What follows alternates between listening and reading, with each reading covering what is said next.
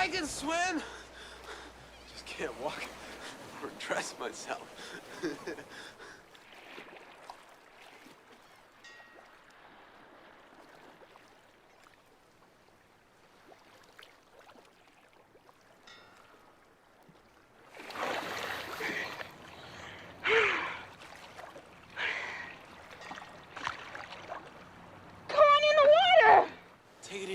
Take it easy.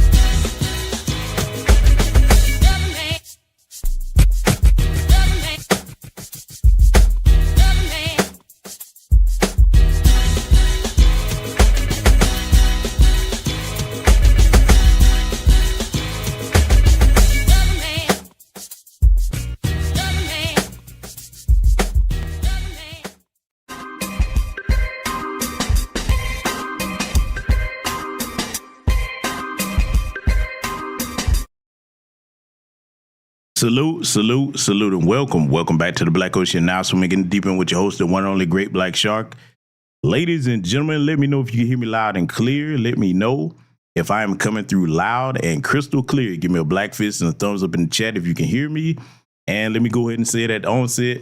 Expect there to be interruptions, issues, or what have you. I would be completely surprised if we got through tonight's broadcast without such, because y'all know, if you caught my X space speaking on the subject matter we're going to be reviewing here tonight, oh yeah, they're going to be upset with this one. And not only the white supremacists, you know, we're going to have the Sam Bozos of our lineage and the tethers outside of our lineage. All of them are going to unite up, like, you know, the super villains, okay, the Sinister Six, whatever you want to call them. But hey, they just going to have to do it tonight because we got some issues we're going to address over here tonight. Let me go ahead and say this also at the onset of the broadcast before I greet all of you joining us over here. I'm prepared to make some enemies here tonight, okay? I'm going to go ahead and say it now. Hit dogs may holler. If you do, so be it, because when it comes to things that are for the protection and the education of my people, I am willing to make enemies. I'm not trying to win a popularity contest. I'm not waiting on nobody to co-sign what I have to say. If I see something that's not right, I'm going to call it out, okay? So I'm just letting y'all know that some people just might be offended here tonight. And see, let me go ahead and tell y'all something, man. I want to say this. I said it before, but it's time for I say it again with the importance of the subject matter we're about to address here tonight. Let me tell you something. I just said that I'm not trying to win no popularity contest. I am not about, subscriber counts, clicks, views, etc., etc. That's not my thing, okay? So, you know, hey, if you are following me on any platform that I'm on, X, okay, over here, Patreon, Instagram, wherever, and you get a bit squeamish about certain things that I say in defense of my people, then, hey, you're not supposed to be here. I keep telling everybody, hey, man, everybody is not supposed to be over here on this platform, okay? We do things a bit different, and we do it in the best interest of our people, okay? And you can't sugarcoat things and be for your people at the same time, because, see, let me tell you why that's important before we get underway here tonight. When it comes to men, women as well, but speaking as a foundational Black American freedman man, our job is to be the chief protectors of the community, okay? When there's trouble, issues, danger, we're supposed to address them first. And if need be, go beyond just addressing it. We're supposed to be out front of those potential dangers to the community before they get to our women, children, our elderly, okay, our families. That's what our job is. And unfortunately, today, a lot of people have forgotten that. Unfortunately, today, some people have never been taught that. Unfortunately, today, some people are well aware of that, and they're too cowardly to undertake what I just said, okay? So I hope that my message is coming through loud and clear, and if not, let me know. We'll get adjustments made as best we can, but we're going to power through any interruptions that we have over here tonight, okay? So just want to make it clear where this broadcast is going to go. I'm going to show you some things that you have seen. I'm going to show you some things that you hadn't seen. Well, by the time that I make my case for what I'm saying here tonight, I think everybody that's over here that's on code that actually loves our people, foundational Black American freedmen, or if you're non-FBA and you actually care about all melanated or Black people, then you're going to be on code. The rest of y'all, hey, you can go over there with the Sambos, the white supremacists, and the tethers. Find your tribe, okay? Making it clear. So, with that said, ladies and gentlemen, let me scroll up and see who I see over here. Make sure I can see everybody. I see the good sister V Mosby in the chat. I see Kevin Blackwell over here, Dad Miller TV, Patricia Jenkins in here, Charles Gibson, my brother Bruce. I see Tony in here. Let's see, Priscilla Taylor's in here. Mrs. L, salute to you, and the good brother, Mrs. Sam, her husband. Let's see, I see B1 Satin Doll in here. Let's see, Sister Stun Z, Only Pamela's Away. Piston Honda from the old Mike Tyson Punch-Out days. That's taking it back with that name, brother. Let's see, make sure I ain't missing anybody. Weldon Johnson X is in here. Let's see, Trade 227, my good brother Project Leroy. I see Hot One in here. Let's see, make sure I ain't missing no one. My Lieutenant Tam Chan in the house. Salute and welcome to all of you and anyone else that'll be in attendance here tonight, ladies and gentlemen. Okay, so now we're going to go ahead and get underway here with tonight's subject matter.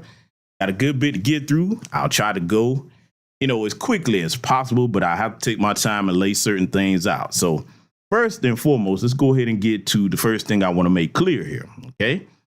Now, ladies and gentlemen, hopefully, and let me know if you have any audio issues, because I will repeat it if there's any issues and somebody didn't understand what I just said because of interruptions. Okay. But first and foremost on the screen here, let me go ahead and read this tweet. And if you follow me on X, you saw that, I posted this on April the 6th, okay, of this year, 10:17 p.m. All right. Let me be clear. Let me be ironclad clear. I have no compassion for anyone who justifies the unjust harm and murder of our people. I don't give a damn whose son or daughter it is. My compassion is for Black America. Some among us still don't get that war has been declared upon us. And if you need to know by who, the white supremacists. I didn't put it at the end. It should be self-explanatory. The white supremacists have declared war upon our people. We didn't ask for it for decades upon decades. After the emancipation from American chattel slavery, after surviving the Black codes, Jim Crow, etc., etc., all we've ever done is try to be peaceable, contribute to this country, okay, and try to just take care of our family. That's all we've ever done. But we never seem to get a fair shake in the justice system because, hey, according to the Dred Scott decision, which they claim the 14th Amendment overturns, but yet they won't get rid of that, even symbolically. If it's been overturned, hey, just go ahead and get it off the books. Notice they won't do that. Well, the 14th Amendment overturns. Okay, cool. That means it still has some importance. But according to the Dred Scott decision, hey, a Black man has no rights that a white man is bound to respect. Cool, we understand because we see that here today. For Tim Scott and Kamala Harris, okay, let me go ahead and say that, all right? They claim that America's not a racist country. Well, we clearly see with the latest situation here, our good brother Karmelo Anthony, which we're going to be discussing in full detail here tonight, that disproves that statement because you have the white supremacists threatening a sitting judge, Judge Tucker. And notice none of them are condemning that. Salute to the good brother Keith B. Y'all, thank you very much, my good man. Notice none of them are condemning that and even saying anything about it. Because I look, and the ones that have, let me say this to the white people that are not white supremacists, because I'm a reasonable man, not a gullible man. I'm a reasonable man. For the few, and yes, few, because the greater majority of white folks in this country are white supremacists. Yes, most, not all, because anything over 50% would be most. The few of you that are not white supremacists that just try to get up every day and take care of your families, you believe in live and let live. You don't believe in trying to do any harm to anybody unless they do some harm to you, which is understandable. Much respect to you, but you all are not the ones in power. And in addition to that, for those of you that don't feel that way, it's too few of you speaking out because you know how demonic and savage the greater majority of your community has been. If we look back at the civil rights era, we saw that there were white people lynched alongside Black people that tried to take a stand. And see, in history, you notice they never talk about those white people that tried to stand up and do the right thing. See, we're going to really make it hurt here tonight for the tilted-class white supremacists and the cowards amongst our lineage and FBA Freedmen Society. We're going to make it hurt for you tonight. You ain't going to never want to hear this broadcast. Let me tell you something. The reason why they don't acknowledge those white people that died is because they don't see them as doing an altruistic or an honorable thing, even though it was. And furthermore, if they acknowledge those few white people that tried to take a stand, it goes to show them how their own people don't really care about decency or, equal protection under the law. No, because if they did, we wouldn't have a modern day system of white supremacy here in America, nor a global white supremacy system of white supremacy. We wouldn't have that. OK, so now further, this is why I always tell y'all history correlates to present day. And that's what you use history for. It's supposed to be a guide post and a correction tool for the present, and shows you how to navigate the future if you use and study history correctly, okay? So here's the deal. When you analyze those facts, because they cannot be disputed, those are facts, and you see the white supremacists today not condemning the threats of a sitting that's going towards a sitting judge nor his family, that goes to show you the hypocrisy. I keep telling people they don't serve the same God that we do. For those of us that do believe in the Most High, no disrespect to you if you're an atheist over here, you're entitled to your beliefs, but framing it that way, if one claims to believe in the Most High, then you will not commit the demonic and atrocious acts that they've committed upon our people or anyone. I've said it recently here, and shout out to my good brother Tariq Nasheed in one of his X spaces. If you were over there, you heard me bring up the point that these same white supremacists that's always trying to claim the moral high ground, and thanks to our ancestor and elder Neely Fuller Jr., he told us white supremacists will take both sides of a conflict. You see them back in the day having gone and sat up in churches and then get right out those churches and go to lynch our people. You really think these people serve the same God that we do? Notice none of them ever talk about the facts that I just stated, okay? Oh, we're going to make it hurt here tonight, but I just want to make it clear where my stance is on this whole Austin Metcalf and Karmelo Anthony case here. Let me further clarify this because I want to be completely understood on my stance, and I'm saying me, okay? I don't hold sympathy for the Metcalf family. I'm going to tell you why. Because in order for those boys to think that they had the right to bully people or tell black people where they're not supposed to be, that came from home. Just like they tell us, it starts at home, okay? Definitely starts at home. So where do they get those sentiments from, huh? Yeah, see, we're going to dive deep into a great deal here tonight that a lot of people are squeamish about speaking on. I'm not, because I can articulate it the right way, and I can show you why I'm saying what I'm saying, and I'm going to make it hard to argue, okay? I'm just letting it be clear for all the rest of these people, whether it's the Sambos or it's the fence straddlers, or if it's people that are highly respected talking about they not taking one side or the other, I'm taking a side, goddammit. Let me make that clear, not just because he's black. I'm taking a side because historically what has happened to our people, when you look at the lies that have been told on our black youth, from Emmett Till, which kicked off the civil rights movement, to George Stinney Jr., the youngest person to be executed by electric chair at 14 years old over a lie. You damn right I take the side of black children when I see that it's clear that they are in the right. Now, here's the difference between foundational black American freedmen and decent non-FBA people. We will actually not uphold our own if they're in the wrong. We won't. Compare and contrast that to white supremacist society. Look, they'll even have the Brown Turners. Remember the judge?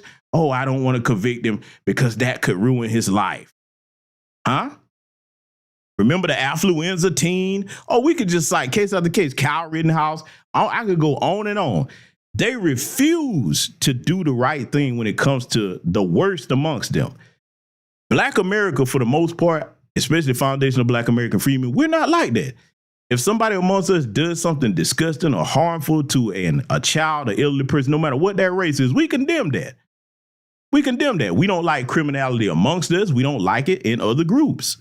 So I'm saying that to say this to the most compassionate amongst our people, especially our sisters, because I know foundational black American freedmen sisters, okay?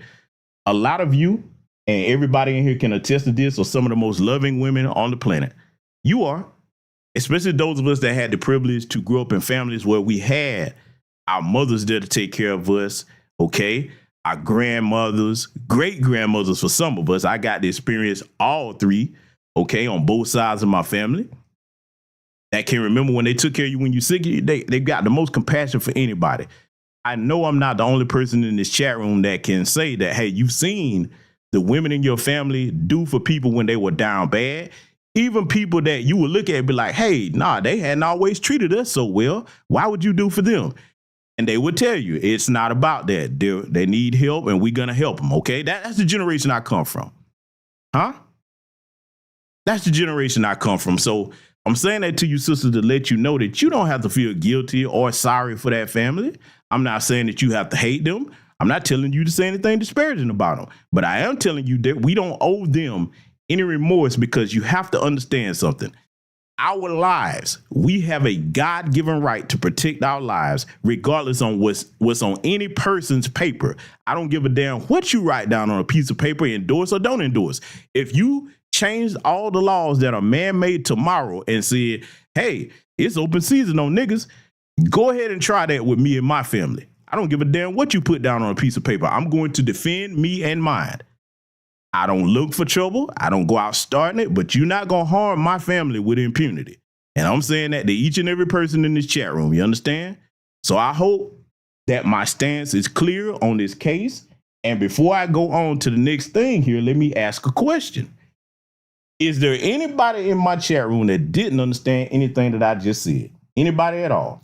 I'd like to know. Let me know. Is there anybody at all in my chat room that is confused? It's gonna be hard for all these naysayers to argue. I'm finna embarrass some people, and we're gonna name some names on some stuff here tonight too.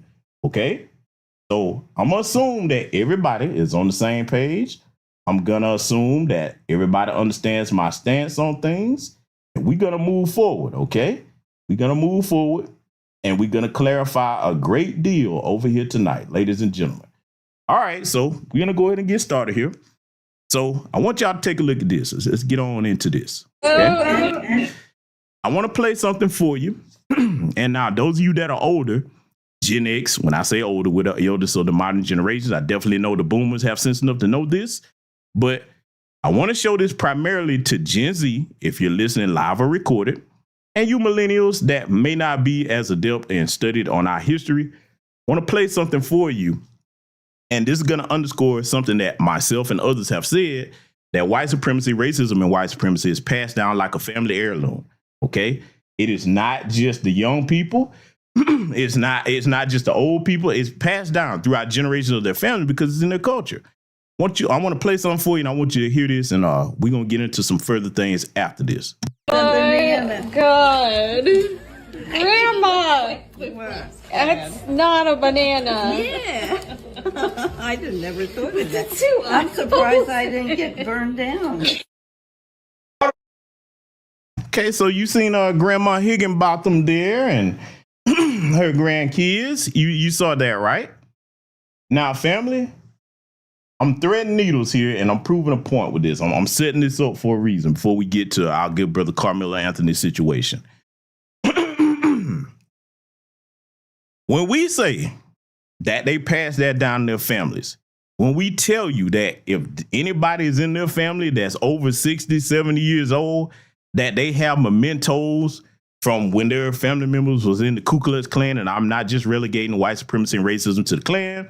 I'm just showing you that they know who the Klansmen and Klanswomen in their family were, because yes, the Ku Klux Klan had a whole women's division. Okay, for those of you that try to give the women a pass, oh no, look that up, huh? They have that in their attics. This is what they talk about when there's no black people around. Okay, see, those people that use especially you tethers. Oh well, we all one race, the human race. Okay, that would be fine and good. That's a very altruistic and magnanimous statement. It is, but here's the problem with that. The problem with that whole we're all one race, the human race statement is that only works if every other race agrees to that and honors that. You understand? Black people can't be the only people that buy into that. When you have historical evidence that proves white supremacists do not agree with that sentiment. Okay? You would be a fool, especially as a man and head of your household, to teach your children that and not give them the reality of the world that they're going to face as a black little boy or little girl in America, huh? Because see, for those of you tellers that like try to argue with us and, oh, nigga, there's no racism and white supremacy. You need to work hard. You making things up. Or don't be a victim. Okay, all right. See, what I like to do over here on this platform, what I've done for years, those of you who are longtime subscribers know, I don't like to just tell you about something. I like to show you what I'm saying. See, this is going to be another example of what they talk about when we're not around, because we're going to show you how we got to the Karmelo Anthony case. I want y'all to listen to this. Watermelon munching, chicken bone sucking, kinky top, banana lip, good for nothing, greasy, two-time fucking nigger.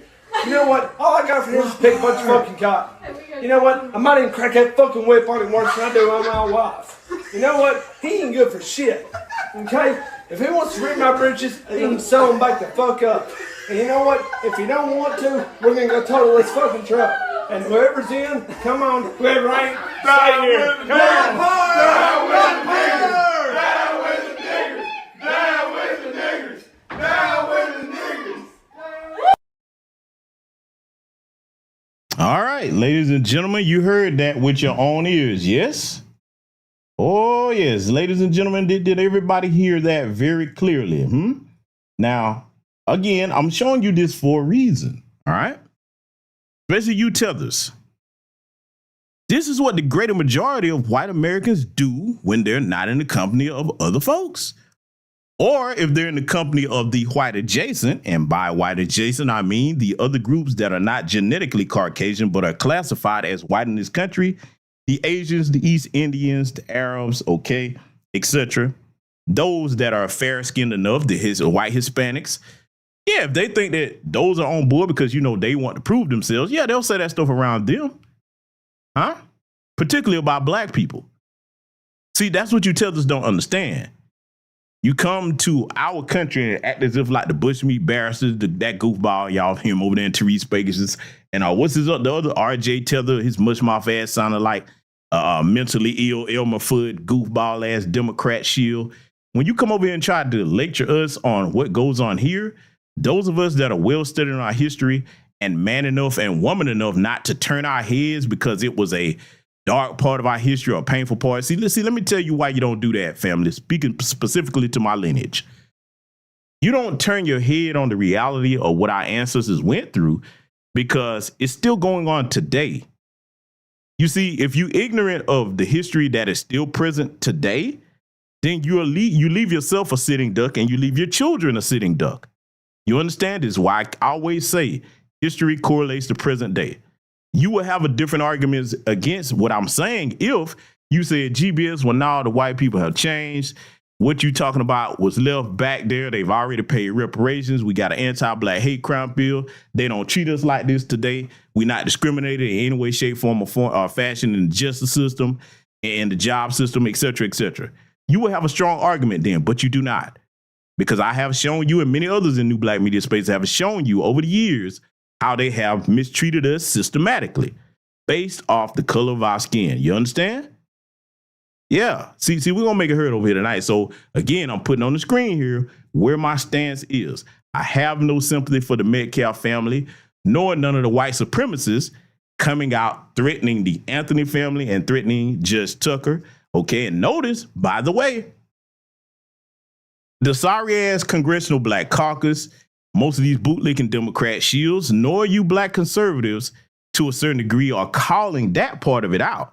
Oh, we're going to get to them black conservatives here tonight. Oh, yes, we are. Oh, we putting all of them on Front Street here tonight. And like I said, if you hear what I'm saying, you feel some type of way about it, oh, well, tough titty, New York City. Everybody else get your pass. I'm not playing that game here tonight. So, family, we're going to get started looking at a couple other things. I want y'all to check this out, right? I have to show you what I'm talking about over here. I'm going to let this white gentleman right here explain some things about the Karmelo Anthony case. And again, this speaks to what I said earlier in the beginning of the broadcast. If you want the white people out here that take a stand against that, you know, yes, I respect that because you understand that your life is going to be in danger. Just for having the courage or the audacity to speak up and say, hey, this is not right. Let me say something to that little small minority of white people. You are the ones that people can get along with. See, I can disagree with you ideologically, politically, etc. If we keep it words and in the arena of debate, what have you, cool. No problem. We don't have to be best of friends.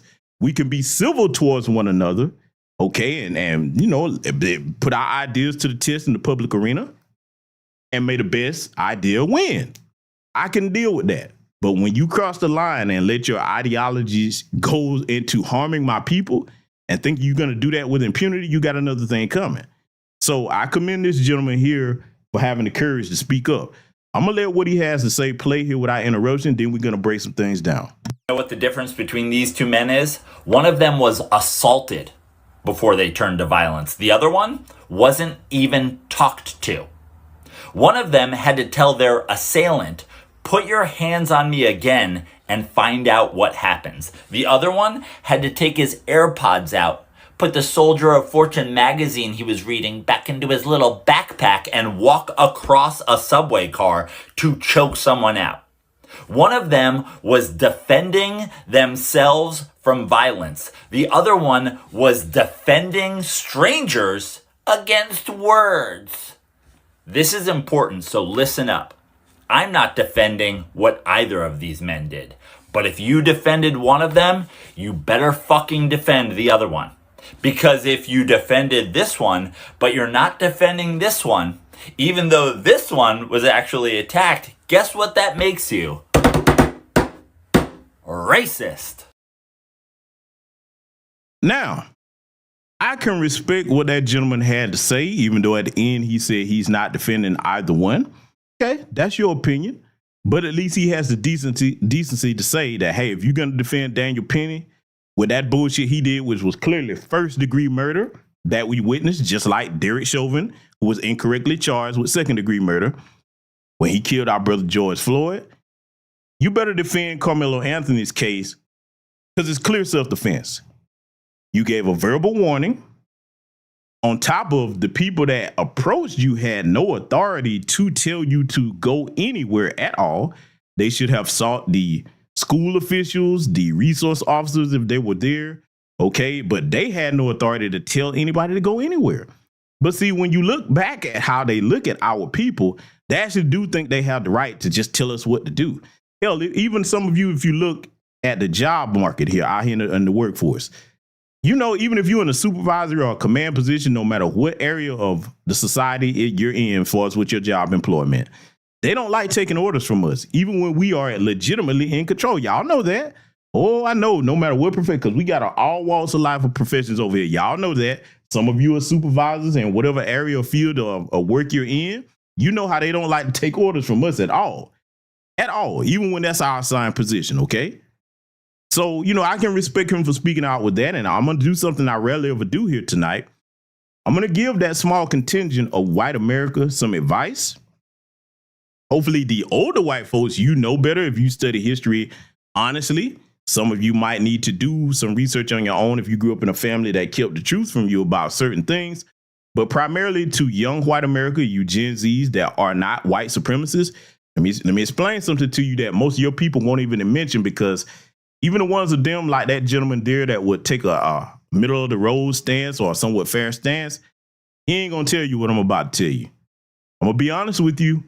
If you choose to stand up in your community and do the right thing and speak out and people know who you are, expect the violence to come from your community. You better be prepared to defend yourself. You understand? From your own people. I'm telling you that now. You better look back on what I said at the beginning of this broadcast and do your research about the white people that were lynched alongside our ancestors for trying to do the right thing during the civil rights era. And before that, during the time of slavery, there were a few white abolitionists that were lynched and killed because they were trying to help our ancestors. Very few, but hey, they were there, and I will not erase that from the footnotes of history. So you young white people, you better do your research on that and prepare to defend yourselves at all times against the demons amongst you and your community, because they are many, okay? That's my one admonishment I will give to you. But back to the Sambozos in our community. Oh, y'all know I wasn't going to not talk about this.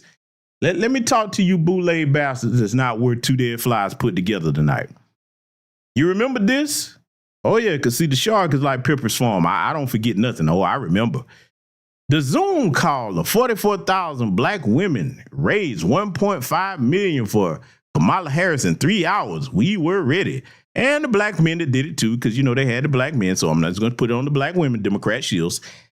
You sorry, Boule sons of bitches. Let me talk to you. If your funky asses didn't amass that same effort for Karmelo Anthony and his family on that give, send, go, hey, as far as I'm concerned, you better be glad I'm not in charge, because you will be permanently exiled and excommunicated from black Americans. See, I'm going to tell you something, family.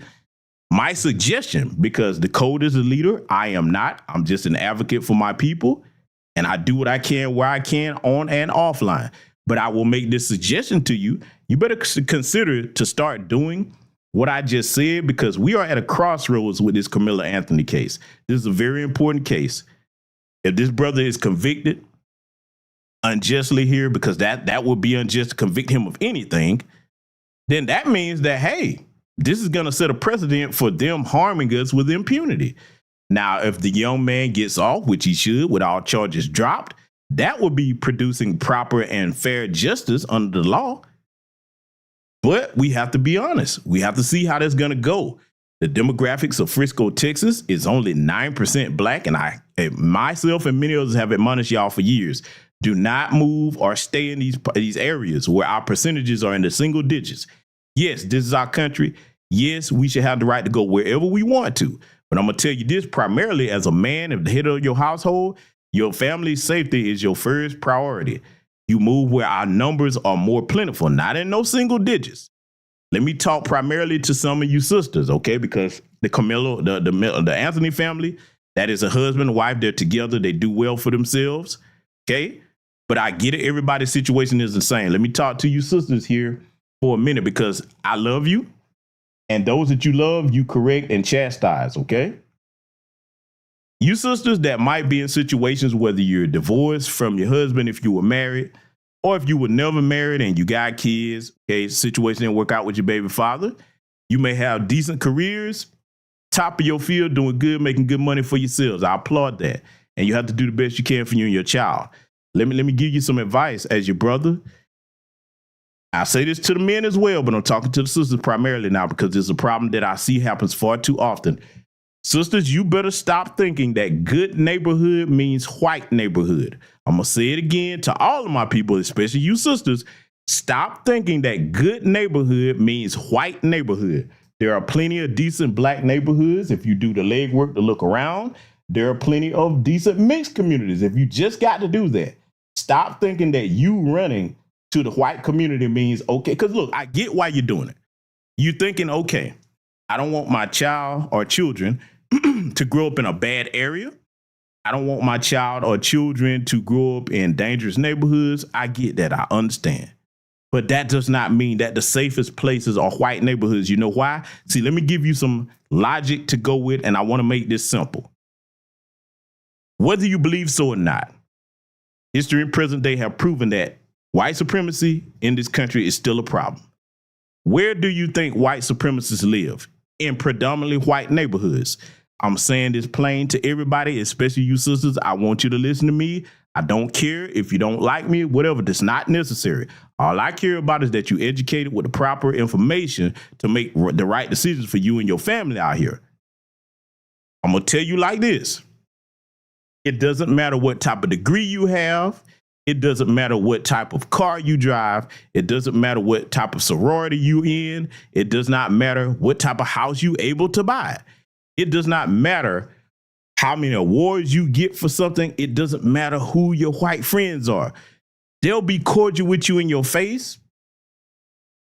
Many will have secret disdain for you that they keep quiet.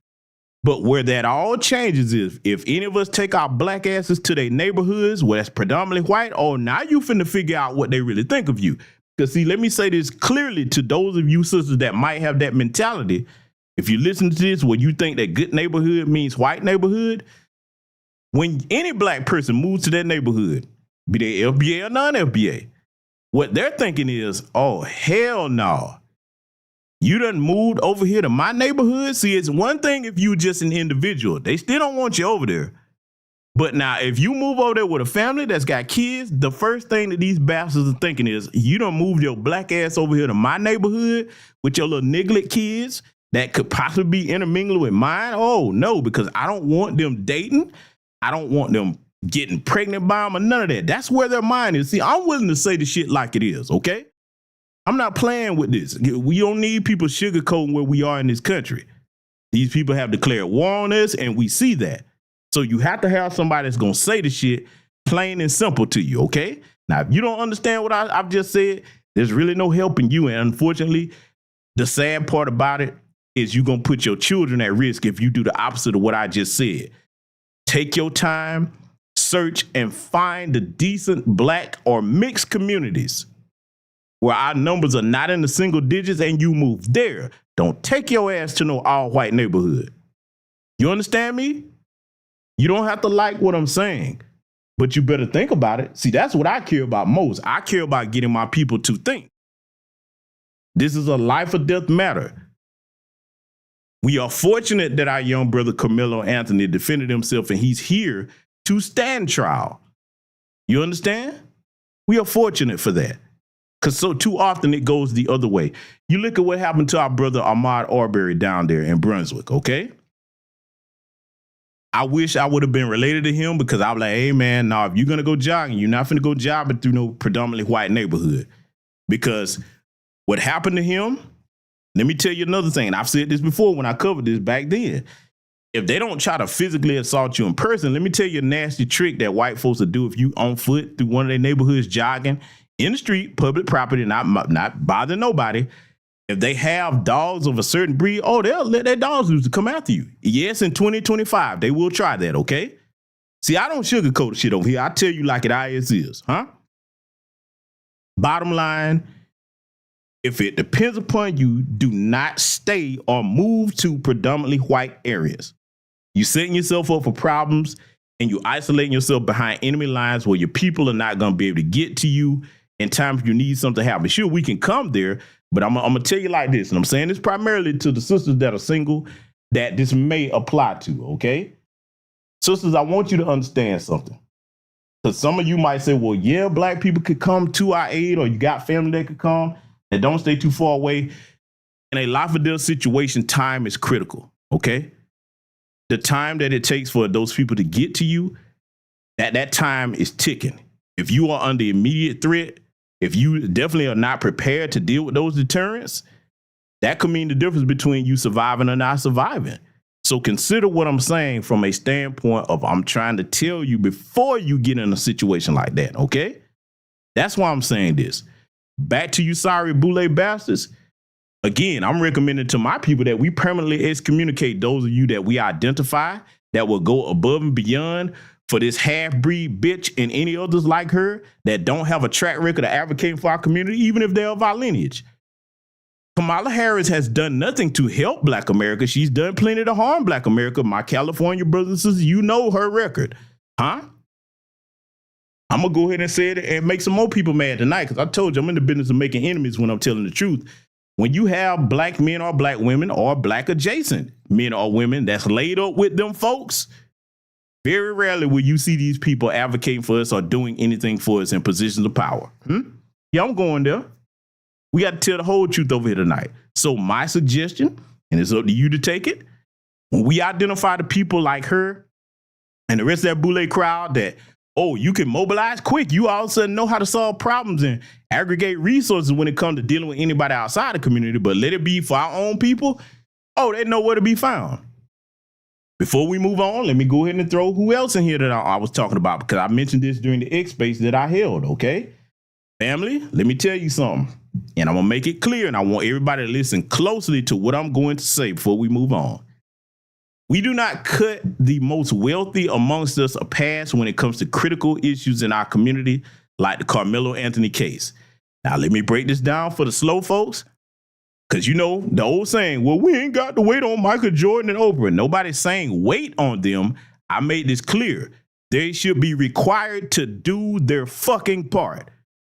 If you're going to come to the community as an athlete, as an entertainer, actor, actress, musician, whatever the case may be, and ask us to support whatever endeavor you got going on, because we're responsible for getting you to where you are, then damn it, when your community needs you, even if you don't make a spectacle of it, you don't have to announce it. Nobody's asking you to do it all, but you chip the fuck in. See, the Anthony family, if our most wealthy was on code, no less, I'm talking about the multimillionaires and definitely the few billionaires, no less than $10,000 a piece should have been donated to that GoFundMe. We should have seen them numbers shoot up overnight. Yes, all of us do our part, but I keep making this, and I want y'all to listen, especially you young people. Listen to the logic behind this. And I want anybody in the chat room to tell me if you agree or disagree with what I'm about to say. Those amongst us who have the most can do more faster than the average citizen, average Black American that has just the average salary. Would you agree or disagree with that? Give me the fire sign in the chat if you agree with what I'm saying here, okay? I want to get some confirmation of this. The black thumbs up or fire sign. I'm going to say it again. Do you agree or disagree that the wealthiest amongst us can do more faster than the average person in Black America that does not have access to millions of dollars and definitely not billions? Would you agree, ladies and gentlemen? And again, I'm saying they should do their part. I'm not saying we should sit back and let them do it. No. And here's why, okay? Not only with what I just said, that they can do more faster than the average person that has kids, family, bills, their own situation to take care of. Some of you have medical conditions. Some of you have sick loved ones, okay? And then in spite of that, we still, and I'm proud of us, have gotten on code to say, nope, Karmelo Anthony could be my child or my family member. We're going to make sure that his brother and his family are supported. So I'm proud of us for that. But see, when it comes to the wealthiest amongst us that sit there and turn a blind eye, and then the only time you want to come to the community is when you need something, oh, no. No, that's unacceptable. We got to change that, family. We got to change it and let them know that, hey, hold on. Don't ask me to do or support nothing. Did you support Karmelo Anthony? Because see, them white folks, well, they people are right or wrong. You saw what they did for Daniel Penny and Kyle Rittenhouse. Oh, they gave them millions quickly. Hell, it was politicians on both sides of the aisle, Democrat and Republican, made it clear where their money stood when it came time to aggregate resources for their community. Businessmen, entertainers, all of them, they came out the woodwork, huh? And see, let me go ahead and shut this down too before we move on. Don't fall for that. It's the Jews, because even the Jewish community supported Kyle Rittenhouse and Daniel Penny, okay? And many others, okay? So don't fall for that. See, we're gonna teach some lessons over here tonight. So again, make sure that you hold our most wealthy feet to the fire and say, you're going to do your fucking part. You're not going to sit here and just watch average everyday citizens toe the brunt of the load trying to support people. No, if you're a part of the community, because see, think about it. I'm going to show you. I'm going to show you why this makes sense. They know when to come find us when they experience some type of racism. Oh, they blackity black then. But they'll sit back and watch Tamir Rice and, Tatiana Jefferson. I ain't gonna even start naming the victims. I'll be here all night. You get my point. They'll sit there and just turn a blind eye to that and just be quiet and look cool. If you're gonna be quiet, you can still move that money, okay? You can still move resources in direction to support your people. Many of our people in the past have done that, be it from Aretha Franklin to many others that you can name, okay, that were in position. Muhammad Ali, I'll be here all night. There were plenty of people that were in prominent positions that said, okay, I can't go out here and make the biggest spectacle, but I can move this bag in support of my people. Huh? That's what I'm saying. Don't let them off the hook with that. And see, you need to understand too that when the wealthiest amongst us do their part, I'm saying it that way for a reason, so nobody can misconstrue what I'm saying and say, oh, he's saying just wait on them. When you make them do their part, that shows, okay, hey, we're united as a people. Sure, you might be in a different tax bracket, but you still understand in a system of white supremacy, it doesn't matter how much money you have. From the wealthiest to the least of us, that system can take anything away from us and then wake up tomorrow and have your name plastered all across the news for something that you did not do. So it will make sense for us to stick together. Only those with common sense would understand that. You understand? I had to get it off my chest. We're not done yet, though, because see, got some more things we got to cover here tonight. Oh, yeah. Man, charge. We're going to get into this report, okay? Now, I'm going to let the greater majority of this play, and then I'm going to make a point about this that I ain't really hear a lot of people drilling down on the way I'm going to drill down. Y'all check this out. In a deadly shooting at the Alabama Bar and Lounge is appealing a judge's bail decision. The shooting happened in February. Now, Mobile County District Judge set Matthew Sanders' bond at $250,000 for murder. Defense attorney Jeff Dean requested a circuit court judge to overrule the judge. He says Sanders is 20 years old and has no criminal record, and he argues his client has a strong self-defense case. Dean says his client can't afford the bail. The judge has set a bond that's so high that hardly anybody can make it. Maybe not even Donald Trump. He'd have a fundraiser and get out. But this guy will not get out on the bond. The purpose of the bond is to make sure you come to court when you're supposed to. Now, a hearing has not been set in the appeal. Sanders is waiting on a decision by a grand jury on whether to indict him. Now, you see in that short report there how they was making such a big deal, their community, the Alabama community. Oh, my God, the bond is too high. The bond is too high. But in the situation with Karmelo Anthony, oh, it should be higher than that. Oh, he should stay in jail until the trial and all of that. You see the double standard here, family. See the double standard. See, I'm showing you in real time why I'm going to make the case for when I tell you that certain people need to be excommunicated from my community, especially these Boule bastards that raise all this money for Commandment, the men and the women, not just the women. You need to go because you are, look, I'm going to be blunt with this. Most of the cowards that's apologizing, we're going to get to that here tonight too. that's apologizing to the Metcalf family and all of this. These are the descendants of the coons that were the traitors on the plantations that we should have dealt with when we left them plantations. Oh, yeah, I say that with no shame. Just as courage is passed down in a family lineage, so too is cowardice. You understand? Oh, yeah, we going to go here tonight. Like I said, if anything I'm saying applies to you, hey, you know what the fuck to do. Get the fuck off my channel. I am not the person that's like, hey, I need subscribers. No, I only want the people over here that's got sense enough to understand that we have to stick together and protect each other. We all we got. And to be honest with you, we all we need if we on code and we stick together. So again, I am proud of every one of you brothers and sisters that contributed to the Give, Send, Go. That's still sharing it. Look, let me tell you something. Even though the goal has been somewhat met there, all right, we need to keep supporting, because I want to tell you why that's important when we see worthy causes like that Give, Send, Go for the Anthony family. Don't just keep in mind the attorneys. Keep in mind that, okay, they might need extra security. And my suggestion would be executive security. All right, that's licensed to carry firearms. They might need funds for resources and supplies, okay? For example, I saw a bit of the press conference there, and we all know we think about that Dominique Alexander guy, but I'm going to get to him in a later broadcast. Let me tell you something. You never know that what that family's going through. I heard the sister there, the mother, say that, the father's undergoing some stress. They're dealing with that, and they're afraid to go out in town because that's a predominantly white town. Hey, you still got to go out and get groceries, pay bills, etc. You never know what resources they might need extra, even though they're doing well.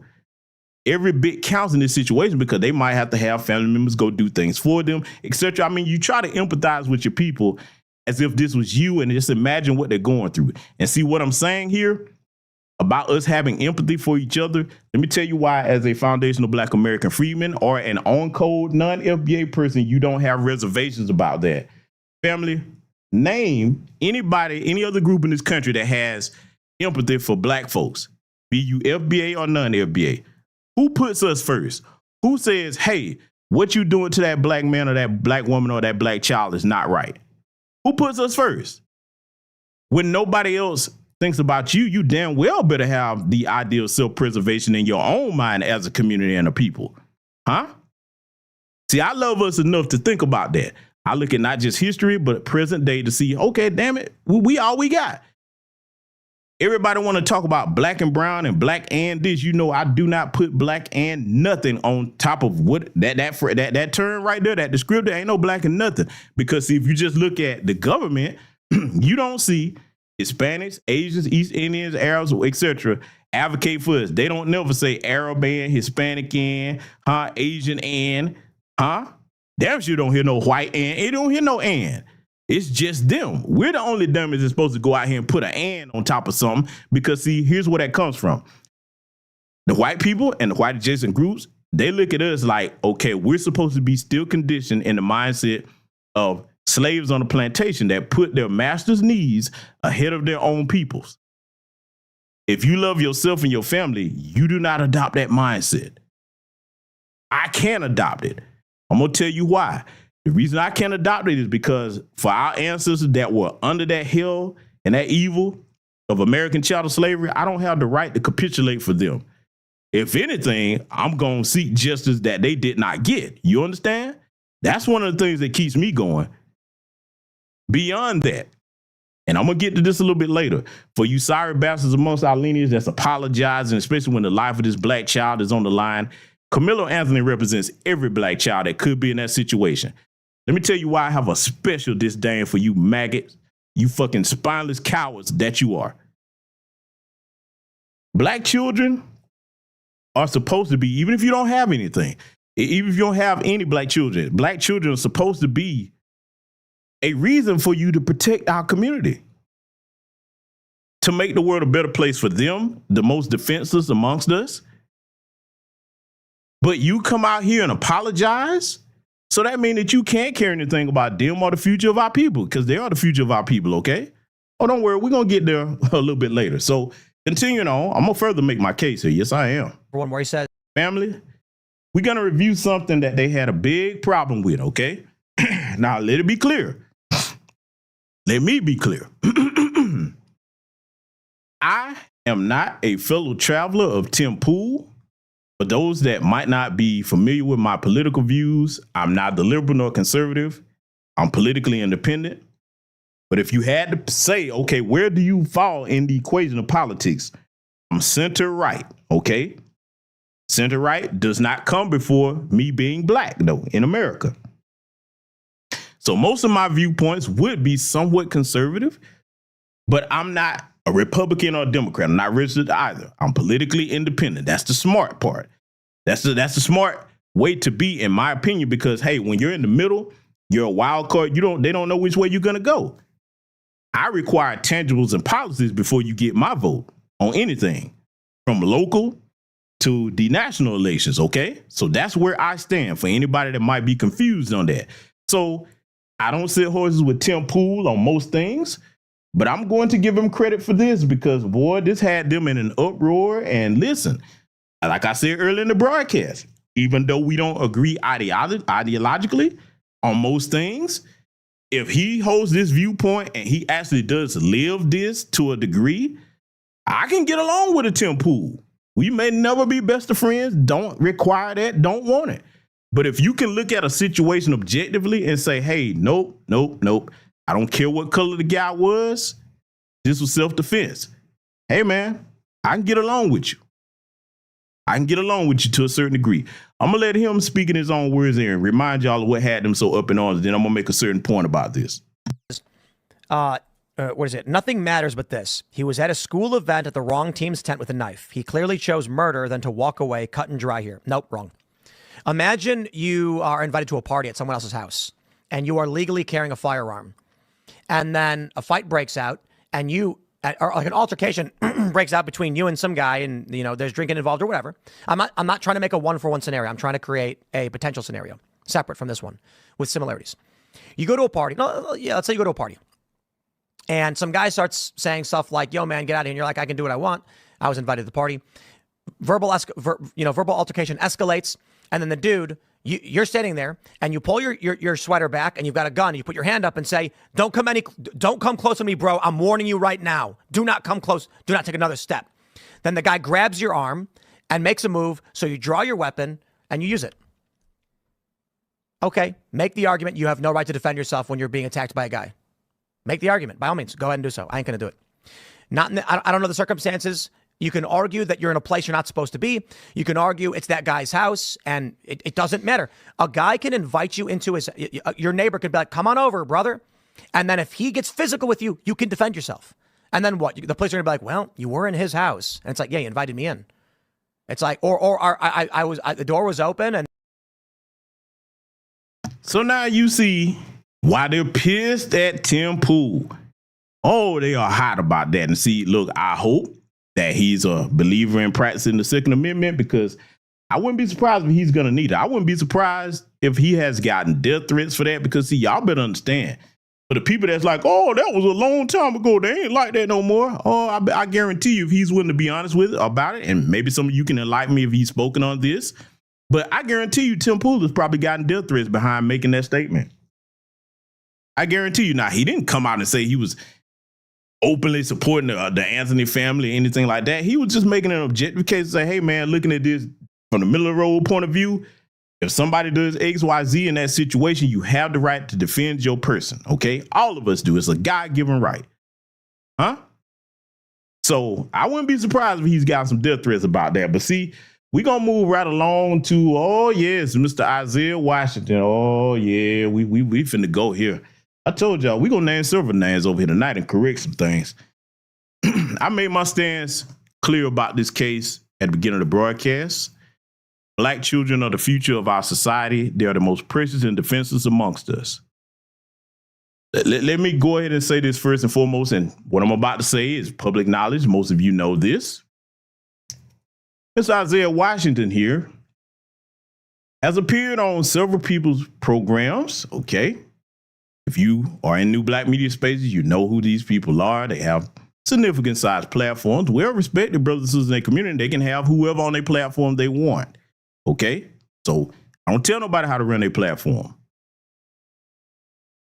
What I would like to see is those individuals come out and publicly denounce this. And I'm going to tell you why, because family, let me talk to each and every one of you. Let's get something straight.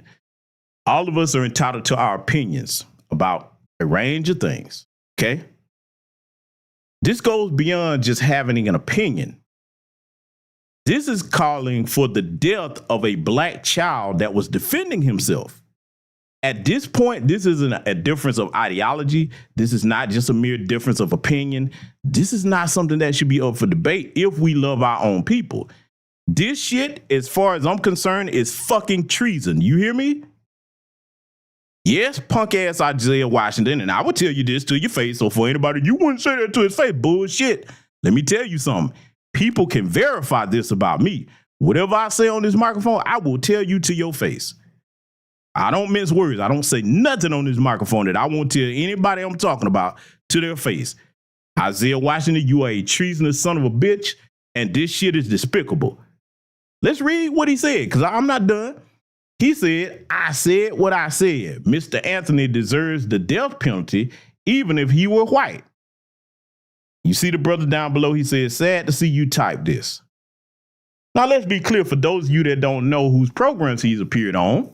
And again, the people whose programs he's appeared on, they're not responsible for what he said at all, because he's his own man. But I just want to make it clear, he's appeared on the Brother Dewan B's program. He's appeared on Jason Black's program. You've been around long enough, you know what I'm saying to be the truth. Again, they're not responsible for what he said, but they've been in communication with his brother. And I can't tell either one of them to come out and publicly condemn them, but I'm making my stance known. Let me tell you where I stand. Again, I don't expect them to come out and say nothing one way or the other. That's up to them if they choose to do so. Where I stand, let me make this clear. And I want everybody to understand what I'm saying here. I want you to let me know if you didn't hear me or if I need to repeat it. I don't give a fuck if you're a man, a woman, a young person that's of age in your mid-20s, whatever, that should know better. I don't give a damn how attractive a woman is, how much money you got, who you know, famous, not famous. You talk like this, is fuck you and everything you stand for. I don't care if you was a blood relative of mine. You talking like this? No, motherfucker, you the enemy. You get the fuck away from me. This is insane.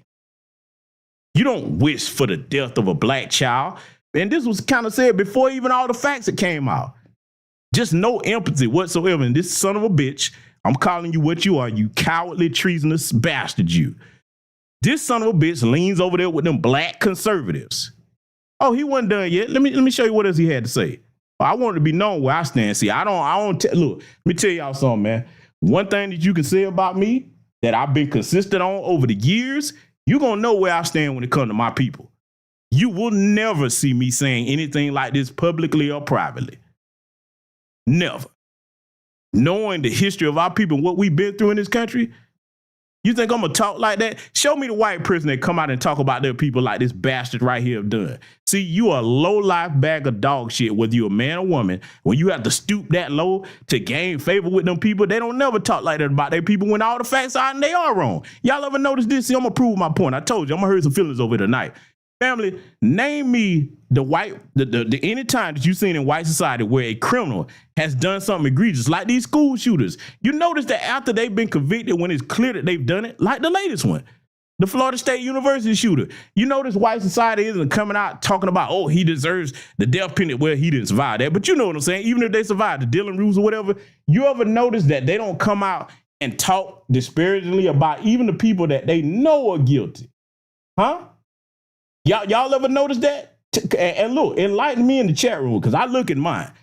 Can anybody name me a case where they've come out and said, oh my God, he committed this terrible atrocity, killed innocent people, they the scum of the earth, they deserve to die, etc., etc. I don't hear white pastors saying that. I damn sure don't hear anybody in white society saying that. I don't hear anybody in white adjacent society saying that. So you telling me that this cowardly maggot son of a bitch right here is going to call for that boy to get death penalty? Oh, no, I ain't done yet. These are his words. I ain't make this up. You can go search this tweet right now. He goes on to say, yeah, the death penalty is the way. He should have used his hands and they both would still have a long life ahead. the state of Texas should save that money and get it over with. Let me compose myself to say what I need to say here the right way.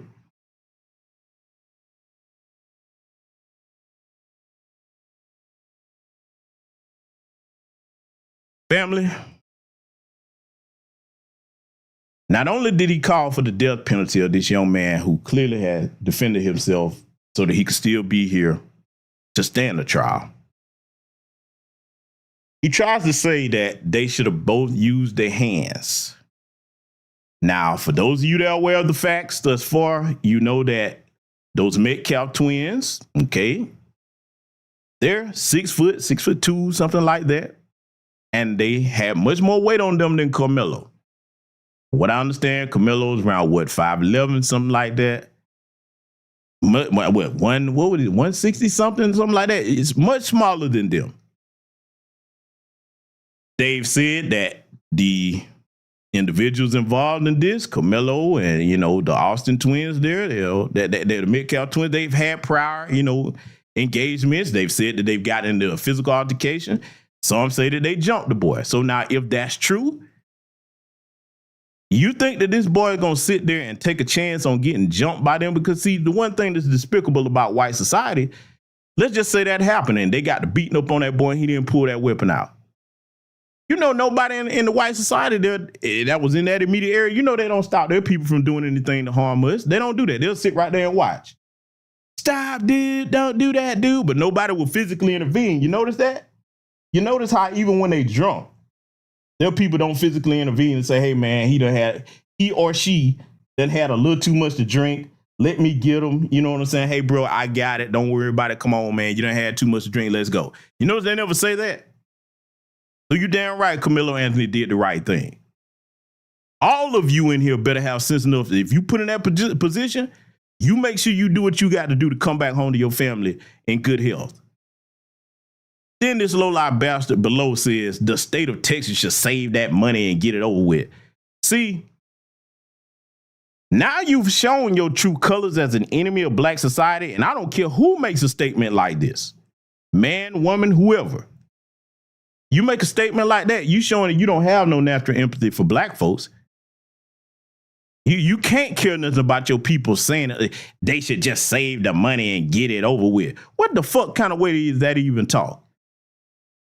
Even if you had your doubts about it being self-defense, which only a fool would at this point, to say that way, like I said, I'm speaking for myself. People that have had him on their platforms, it's up to them to decide what they're going to do with that. I can't tell them what to do, but I want my audience to know this shit is treason to me, okay? That's how much I love my people. This is treason, man. I ain't on that, I ain't going to talk bad about another black person. Man, fuck you. Fuck that. If you talk like this about a black child, our black child, that's what Karmelo Anthony is. You talk like this about our black child, hey, man, fuck you and everything you stand for. You get over there with them people, and when your time come, I'm going to look the other way. Hey, man, I hope you figure it out. That's what we better start going as a society, family. When it come to this, when it comes to the children, you understand?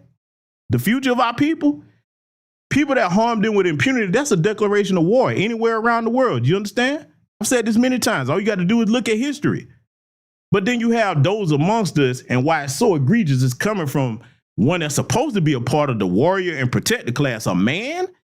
See, the reason why I want to make it clear that this treasonous statement right here, I am completely against, in case anybody just did not understand that. I'm not afraid to call people out that do this kind of shit. I understand my role as a man towards the women and the children in the community.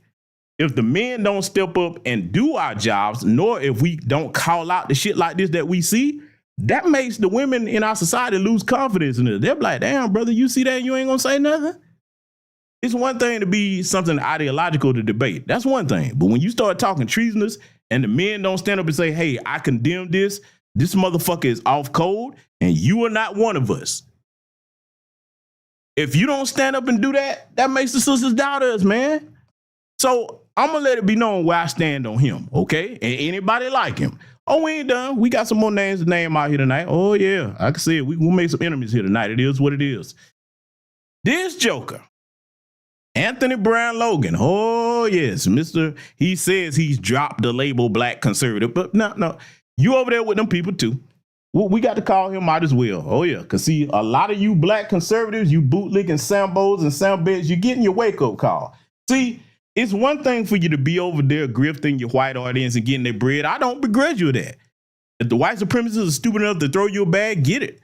The problem I have is when you throw black society under the bus, thinking that them people going to accept you in as the little pet because you say what they want to say and they use you as a shield, you know what I'm saying, not to be called racist in the public. And then you all of a sudden now you start trying to talk like us because you see that them people letting you know where you really stand when you get out of line. See, we keep telling you, man, white supremacy always breaks its tools, okay? You can not like it, but they show you every time. See, they only support what you say as long as you toe the one line of their narrative. The minute that you go against that and you even act like you want to, because see, this is the thing about the coons, okay, especially of our lineage. And yes, Anthony Brown Logan is of our lineage, okay? The coons of our lineage, this is the thing about them. They can try to do that hustlers and get that money from the white folks all they want to. But with certain things that are so egregious, like you saw, I forget which one of the sisters, Diamond and Silk, when I think both of them took a stand against that George Floyd shit, they were like, nah, that's a bridge too far. If you of our lineage, man, your ancestors are going to hit you and they're going to be like, hey, you know this ain't right. But I'm going to just like they hit you with their conscience, they also punish you for going against your people like that. You don't have to believe me. You can say, oh, man, did you just making up something, man, that's just, you know, metaphysical or metaphorical? Okay, cool. You don't believe me? Our ancestors have come back and showed plenty of people. Look at what happened to Keith Ellison up there. Oh, do I need to go there?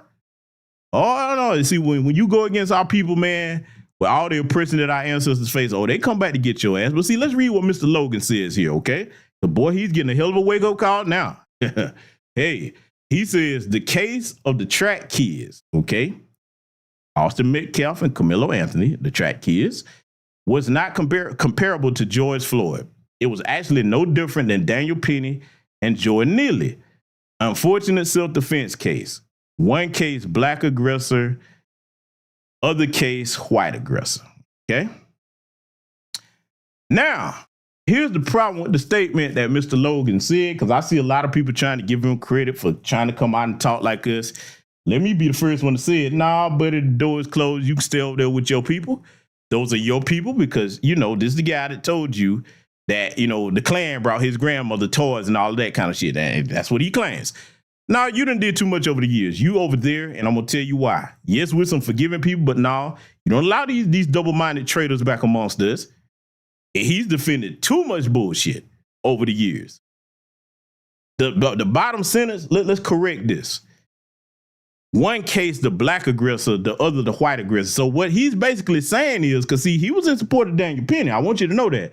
What he's basically trying to say is Jordan Neely, a homeless black man that was yelling on a train that didn't have a weapon, didn't touch nobody. He's saying that he was the black aggressor. For those that don't catch that, that's what he means in that last sentence.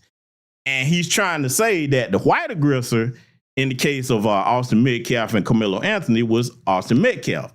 So see, this needs to be pointed out because that will confuse some people that are not studious enough or not familiar with this guy enough to know that he's trying to play both sides of the fence. Nah, Anthony, let me tell you something. Anthony Brown Logan and anybody like you ain't gonna be no fence straddling, not with this. This is a life or death matter. If your ass was supporting Daniel Penny choking out Jordan Neely from behind, like that kind of coward, no, man. No, that means that you don't have good judgment and you damn sure can't have a love for black people if you were supporting that cowardly son of a bitch with what he did. And I say it again, boy, I wish that Daniel Penny would have tried that down here in the South. Oh, Jordan Neely would still be alive. You know, the first thing we would have did is make sure the brother had something to fucking eat. That's what he was complaining about. And see, let me say this about that Jordan Neely case too. I love my people to the extent that I want to see justice done, whether you the wealthiest amongst us or whether you the least amongst us, like Jordan Neely was. May he rest in power. Salute to the good brother Latravia Lawson for the cash out. See, a lot of people was like, you know, they didn't care about that situation because he was homeless. No, man. For me, those are the ones I care about the most. I don't know how you got in that situation. One of the things that I hate to see when I travel across this country where our people are at, I don't care whether it's northeast, southwest, midwest, whatever. I hate to see our people homeless. I hate to see especially young people homeless. But those are people that I have the most compassion for. And if I'm able to do anything for them, I go out my way to do things for them. Every day here in my seat, I try to do the same, okay?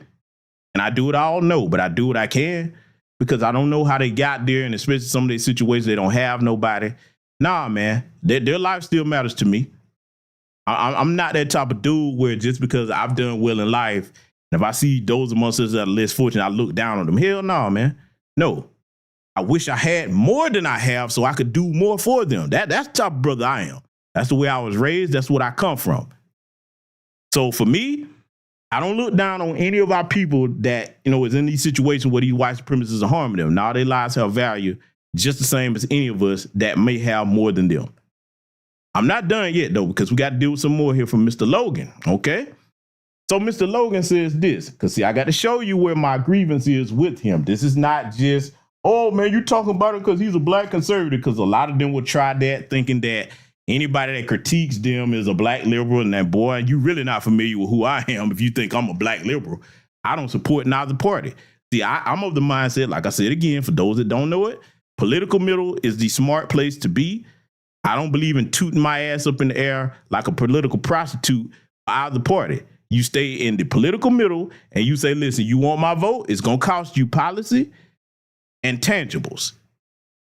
That's what you do if you have some sense. So just clarifying that. But see, let's read on here. The only reason, according to Mr. Logan, this is what he's saying, the only reason the Track Kids story got any traction is because online grifters, we're going to come back to that in a minute, promoted it as a way to get money from rage bait by turning it into a white victim, black aggressor situation, no different than the mainstream media did with George Floyd, just races reversed. You see this sister down here, she's another one that calls herself a black conservative, and she's confused about a great deal because they all getting that wake-up call.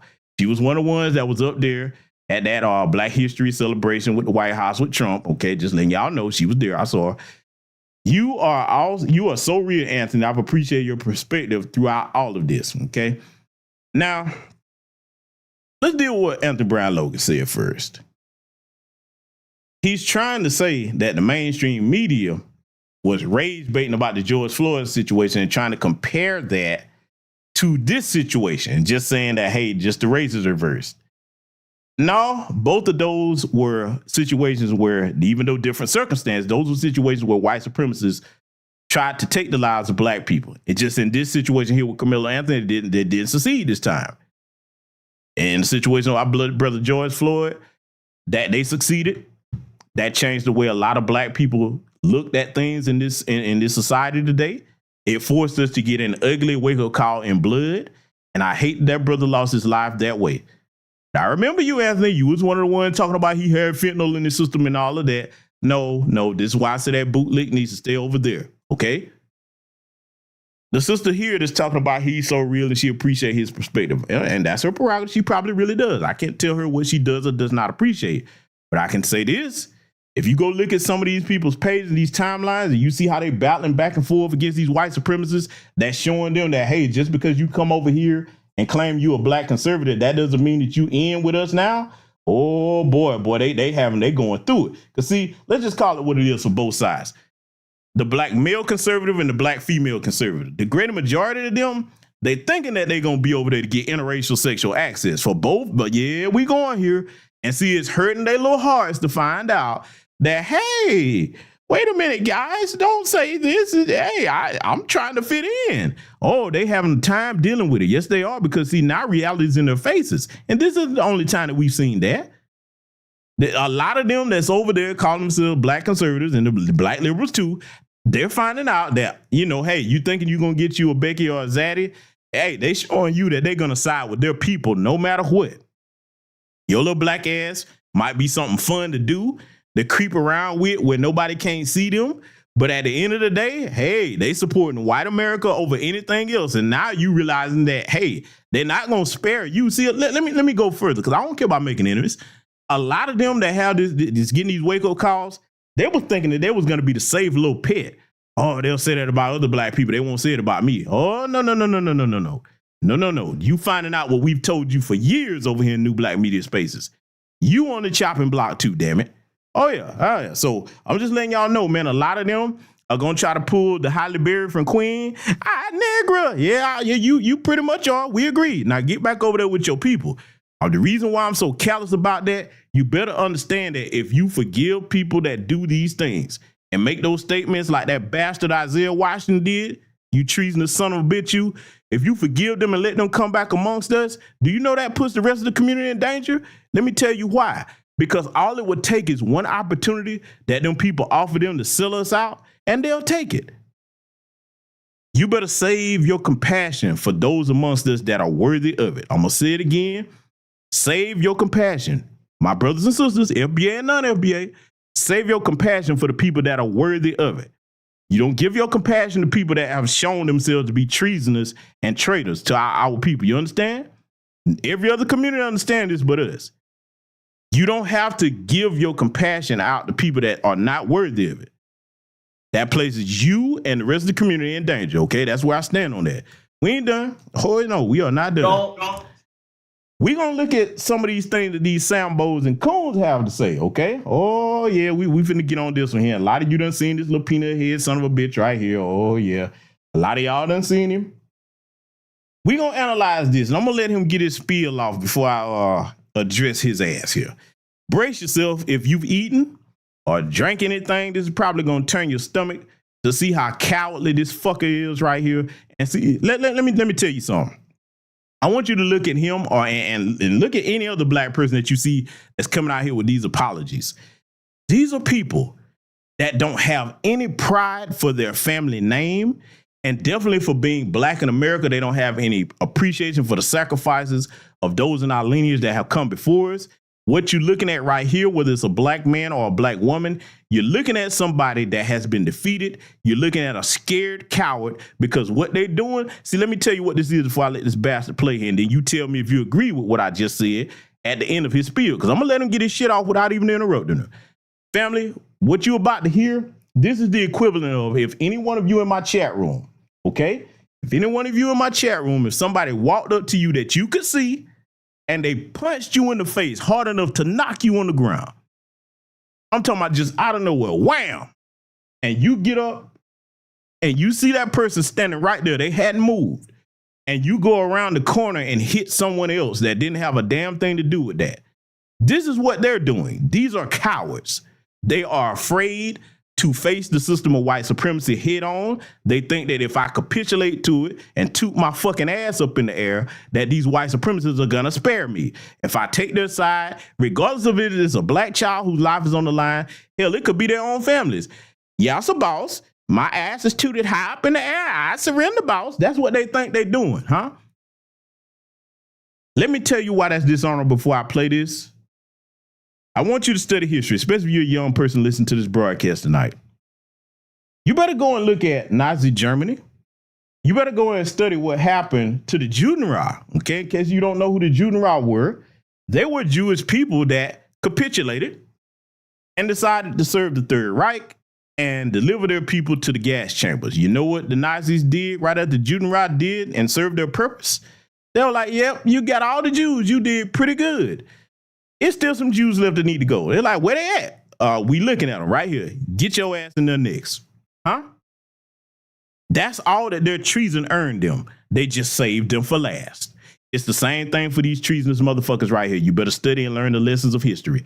I'm going to play this, and then I'm gonna dress his ass down as soon as he finishes, because I'm not going to interrupt anything he's saying. DJ Pearson here. I am sick and tired of seeing so many people in the black community defend every black wrong just because the person who committed the black wrong looks like us. Karmelo Anthony stabbed Austin Metcalf to death because Austin Metcalf allegedly touched his backpack. Now, I don't know about you, but I don't really think that someone touching your damn backpack is reason enough to take their life. It is animalistic. It is disgusting, it is depraved, and it is downright evil. But that still hasn't stopped some of those woke black liberals from coming onto this app and saying, well, he shouldn't have touched his stuff. Is this really where we're at as a country? Is this really where we're at as a community? That we are okay with violence, even though it is so obviously undeserved, that we are willing to defend it just because the person shares the same hue when it comes to skin tone. You think that if we don't defend this black kid for committing murder, that somehow it'll look unfavorable or disfavorable for the rest of our community. Guys, I don't know about y'all, but this kid doesn't represent me at all. As a black man, as a young man, he doesn't at all. And I think, to be quite frank, if he wants to act like an animal, we should treat him like an animal. And he should get the death penalty. Period. No wonder God. Yep. That's what we're looking at. Let me talk to my sisters here tonight. Now, I know most of the sisters that are Gen Xers. Hopefully, if you on code and you love your people in your right frame of mind, you understand what I'm about to say already. But primarily to you millennial sisters, you younger millennials, and you who are Gen Z, since you are the youngest of the modern generations, okay? And even for Gen Alpha that may be listening. Some of you might be listening over here. Hey, some of you, you probably over here listening, regardless of whether you're supposed to be over here or not. But hey, if you're over here, you're amongst family, I want you to listen and learn what I'm about to tell you, okay? To the young women of those generations I mentioned, when you see indications of any black man, whether FBA or non-FBA, talking like that, you make sure that you do not even risk being intimately involved with that type of coward, because two reasons. One, he has shown you that he is not man enough to defend you or any children you may have. And number two, your legacy will be permanently ruined and your very life will be put in danger by attaching yourself to a coward like that. Because all it would take is for the right white supremacist to come along and he would put you out front. He has no loyalty to anyone but himself. That is the life of a coward. You understand? I'll say it again. You better make sure that you understand that the men that you entertain as young women are actually men with some type of code of ethics and honor and loyalty to our people. Because if you don't find that out and you end up procreating with one of them, I'm telling you, you are placing yourself and your children in danger. I don't know what type of father that boy had, but we can imagine what he came up in the household with if he did have his father there. Full-blown coonery with no shame to try to gain acceptance from white folks. I wouldn't be surprised if he landed with some white woman. Not knowing that right now that, hey, where society is hidden in white America, all you Sambos, whether you liberal or conservative, you about to find out that as these white numbers decline, they're not going to have no use for you. They're already showing you, and we're going to prove that a little bit later here tonight. They're showing you that, hey, man, it's all about Team White right now. They don't have no room for mascots. Sure, you might have had a use once upon a time, but now you don't. We're going to play something else here. Speaking of cowards and flunkies and Sambos, we're going to review one here, okay? And I don't owe his punk ass with his glass eye no respect, because I feel about him the same way that I feel about Isaiah Washington. I want you to listen to their latest agent of chaos here. Their latest hired buck dancing Sambo, hateful towards all of Black America, proven snitch. Okay, you go and do a crime with somebody and then you get on the stand and tell when you was involved in the crime. That's the definition of a snitch, not a civilian that called the police on people. No, if you do a crime with somebody and you get in and tell them, oh yes, you are a snitch. Okay, we've seen that. Okay, brothers that are fathers, I want you to pay close attention to what you're about to hear, because see, this right here, I'm not even angry at Charleston White for doing this or saying this.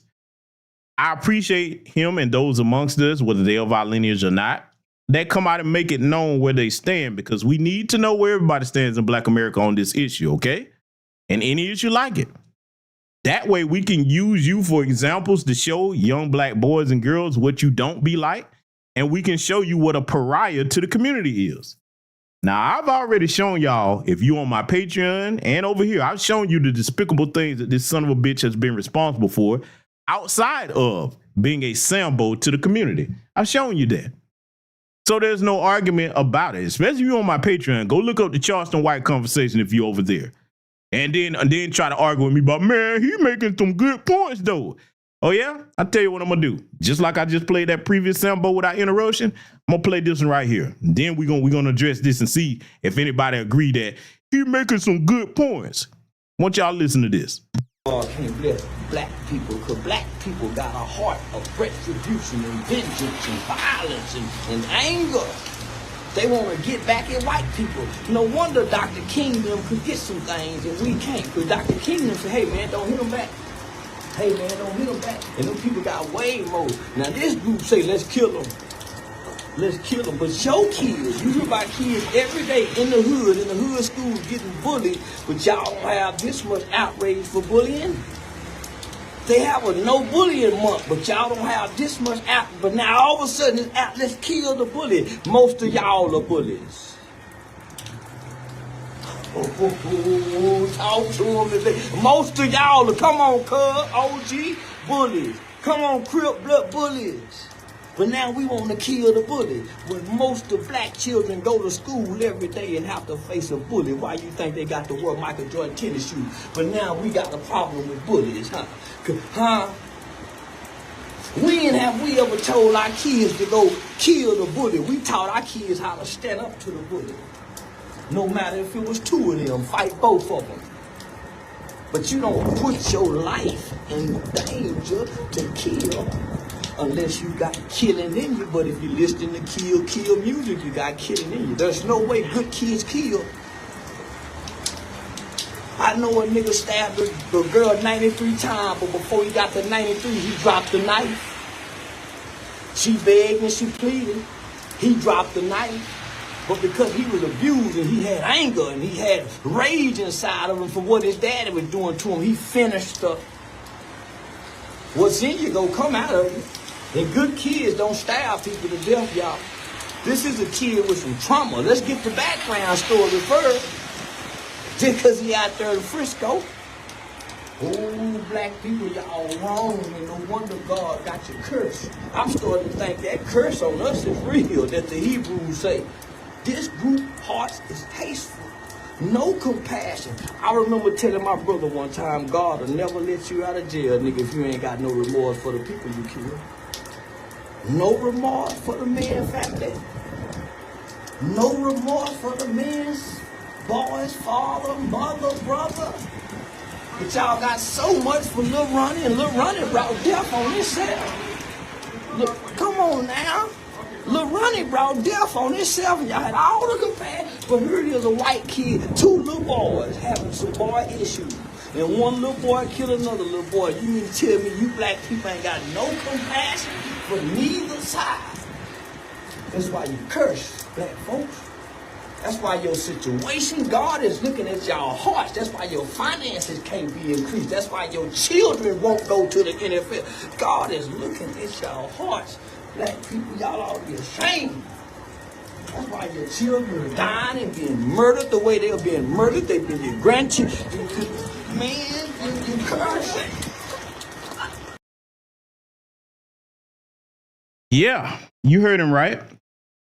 That's what he said. So let's go ahead and deal with him, okay? Because I told you we're gonna deal with all of them over here tonight. Oh yes, we are.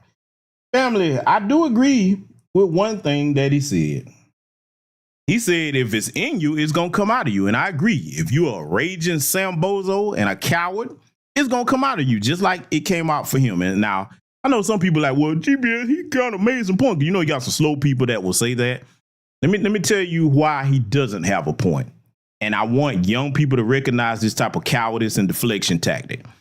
When something happens to a black person at the hands of the whites, dominant society, white supremacists, people are always trying to bring up false equivalencies and change the subject to deflect away from what they did. See, that's what he did with that.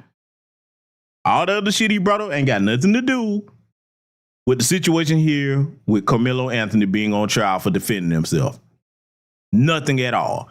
Start talking about music and what somebody listened to. See, I'm gonna show you why I'm right about that, because a lot of people are like, oh, he got a point. Let me show you something. So I'm gonna make it hard for the people to argue with me over here tonight. Family, show me in the white community where when they mass shooters go out here and kill up a bunch of people like this recent one, where the white people that come out and say, see, it's all that heavy metal, death metal music they listening to. Oh, it's all the violent movies and video games they playing. Where the white people come out and condemn their community for that? Where are those people? Can anybody find them for me? Oh, yeah. You see how simple that is to shut that type of cowardly shit down? Charleston White, let me say something to you, man. You cowardly maggot, you. We know that they sent you into our community. And I'm going to tell you right now, anybody that doubts that they sent him, all you need confirmation of with that. No conspiracy theories here, just common sense. To know that they sent him, meaning he working for them people. Yes, he say that he support them all the time. Look at how much trouble he keep getting into and they just let him right back out of jail. Look at the stupid shit he do. Where the average person did that, you wouldn't be getting off like that. No, it's not because he had some fantastic lawyers. No. They let their little pet flunkies in and out like that because, look, as long as they're useful to the community as far as sabotaging and doing things like he's doing here to be their mouthpiece to sabotage us, oh, yeah, they got a use for them. Charleston, here's the unfortunate thing for you, though, and all you got to do is use that other good eye and do some research on what I'm about to tell you. There has never been any confidential informant, Sambo, or sellout that has had long-term use. Back to business, if you study history adequately enough, you will learn that they have a short life shelf span because it's only so much information you're going to come up with that's useful. And here's the bad thing about your situation, you little one-eyed rat, you.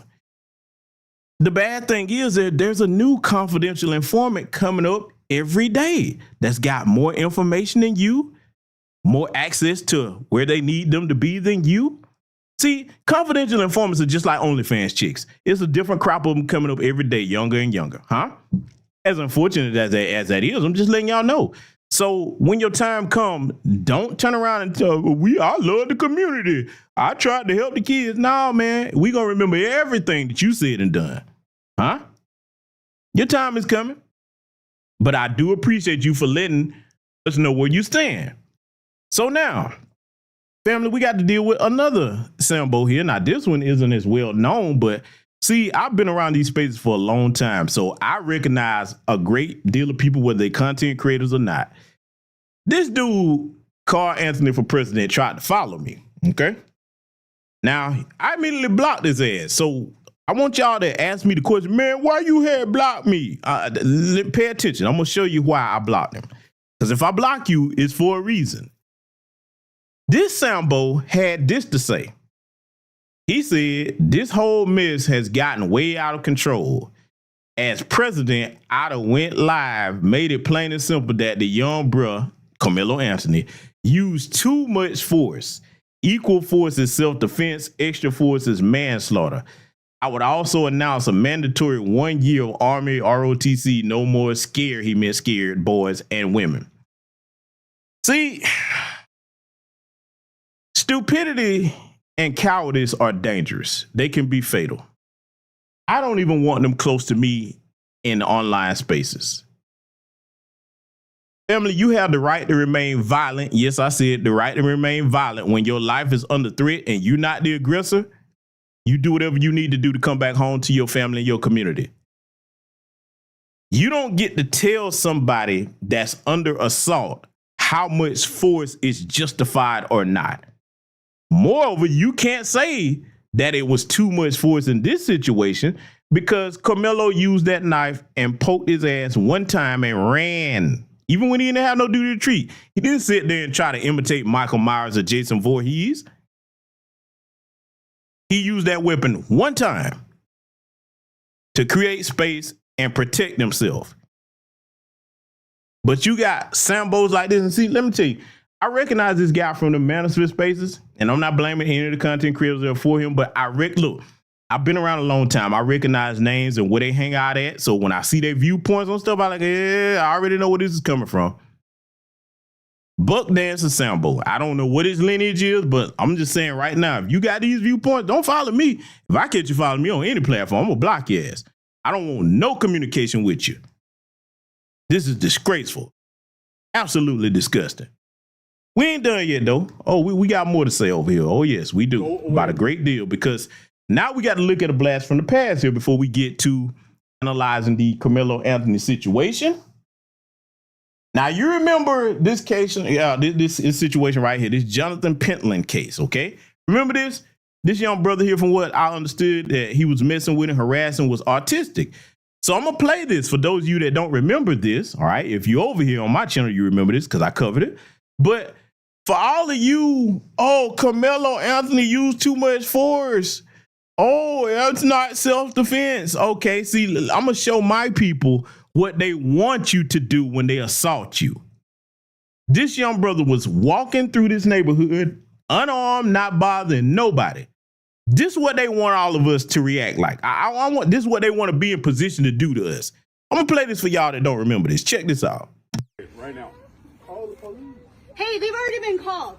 They're just waiting. You know what? Maybe you should hang on a little longer. We'll see how it goes. Then we won't have to get the report by ourselves. What is it you're doing here? Walking. Then walk. out.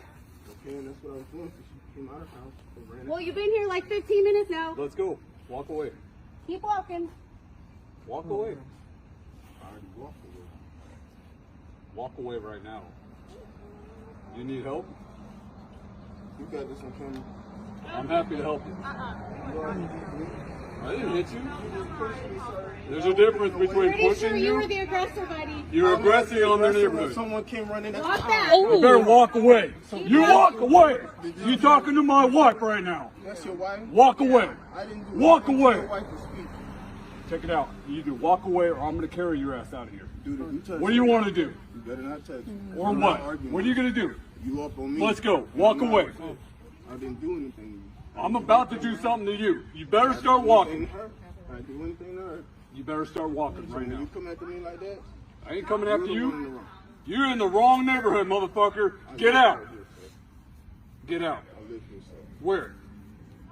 Where's your house? What's your address? Maybe we should walk you home. You can't walk me home. Well, you bet. You want to bet what I can do?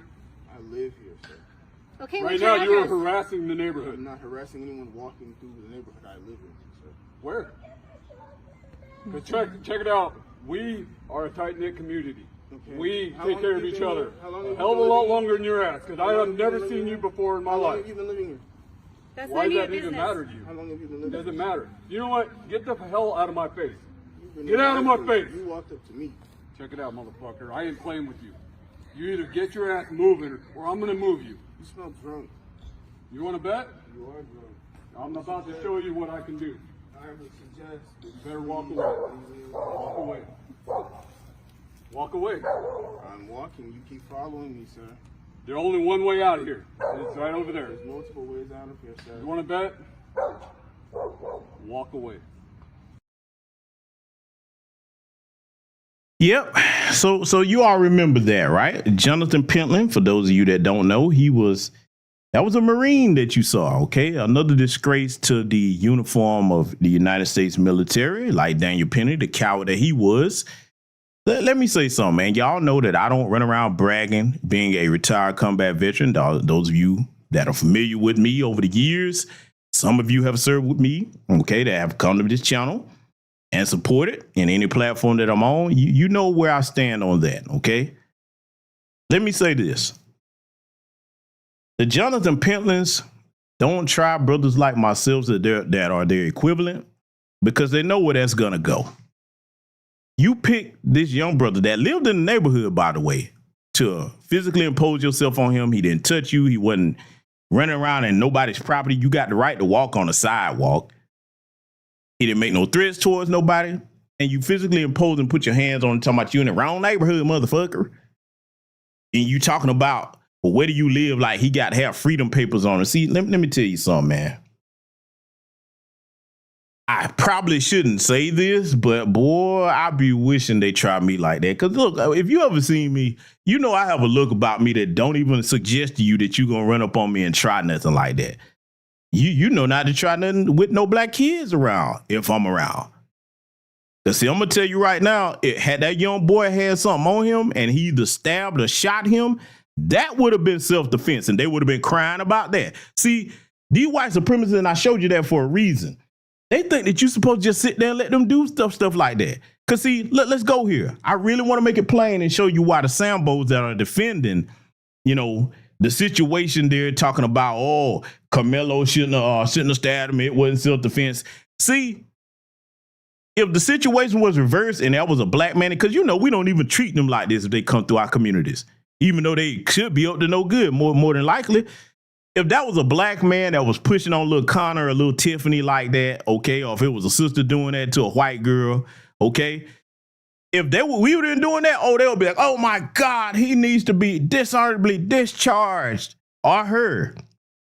Oh, they need to be charges immediately. But see, you know how that ended too. The family got on code and was protesting over there, and they had to move from their house. So I'm proud of the family that came together and shut that shit down and let him know that, hey man, nah, you ain't gonna just come after you're not gonna come after our children. You're not gonna come after our disabled, because that young brother was autistic. See, that's punk behavior. There's no veteran. Look, there's definitely no veteran that's black, but of any race that will look at that, knowing that what we're trained to do in any branch of the armed forces, especially those like myself that were special warfare operators, with what we're trained to do, we're not taught to turn that on civilians. And if you have any type of honor code about you, you would never seek to do that. Let me tell y'all something, man. I don't go for who tied the bear. I don't run around looking for trouble, but I'm able to finish any trouble that come my way, whether it's one person or multiple people. But I don't go running around trying to start things or be Billy Badass because of that. And my community knows that. You understand? I go out my way to walk away from most situations. I'm like, all right, man, you got it. Whatever. As long as you don't put your hands on me or to do nothing to harm nobody, or hey man, that I'm kin to or whatever. Okay, cool, you got it, bro. I'll let you do all your talking, because see, that talking don't mean nothing to me. Now, if you fuck around and get within my personal space and you aggressive and it look like you got weapons on you, well, we gonna neutralize the threat, brother. I'm gonna tell you that right now, because I believe in doing it very quickly and very efficiently. And hey, the jury will decide where it go from there. I try to be peaceful. Most of you in this chat room are the same way. Most black people in America are not violent people looking for trouble, running around looking to start something with somebody. No. But in a situation like I just showed you, and in the Karmelo Anthony situation, you have a right to protect yourself. See, I have a rule. You say what you want, especially from a distance, but if you ever put your motherfucking hands on me, I'm gonna hurt you bad, okay? I'm going to hurt you bad enough to the point that you're not going to be able to stand up under your own power. You may not be conscious. That's the way I believe. Don't touch me. I don't put my hands on other people, and they shouldn't put their hands on anyone else. You got the right to say whatever you want. You don't have the right to put your hands on nobody, especially you're not an authority figure. Huh? Protect yourselves at all times by any means necessary, my people. Do you understand? You better train your children that too. Because see, they think that we supposed to just sit there and take their abuse no matter what the fuck they do to us. Hence why I ride down on these sorry Sambos. And notice the same Sambos that's coming against the brother Karmelo Anthony for self-defense here, protecting his life. You notice they ain't never condemned Jonathan Pentland for that. You remember, it was just the black grassroots that was stomping for that young brother there. They didn't have nothing to say about, oh my God, look how he did that young brother. Oh no, see, I'm showing you why they're disingenuous cowards. Because if they really believed that, they would have been front and center back then. We remember. Oh, we remember. We see those of you that's so loud now doing all this apologizing to the Metcalf family. We remember the times prior, like I just showed you here, where the situation was the other way around. And the white person was the aggressor. You didn't have nothing to say. You didn't have nothing to say. As far as I'm concerned, those buck dancing traitors are pariahs in our community. But see, we're not done. We're finna get to some other things here. Oh, yes, we are. Oh, yes, we are. Family, it's terrifying. I want you to listen to this right here, okay? So I'm going to let this report play, and then I'm going to make a point about this that I hadn't heard too many people emphasize, but it's very important. I want y'all to take a listen. Gut-wrenching, incomprehensible scene in Frisco, Texas, just 20 miles north of where I sit here today. A high school track meet yesterday turned deadly. 17-year-old football star Austin Metcalf was stabbed in the heart and left to die in his twin brother's arms after a fight broke out yesterday. The suspect was allegedly told he was sitting in the wrong seat in the stands of the stadium before drawing a knife and attacking Austin. Police have yet to reveal what led up to that moment, but we do know the other student has been charged with murder.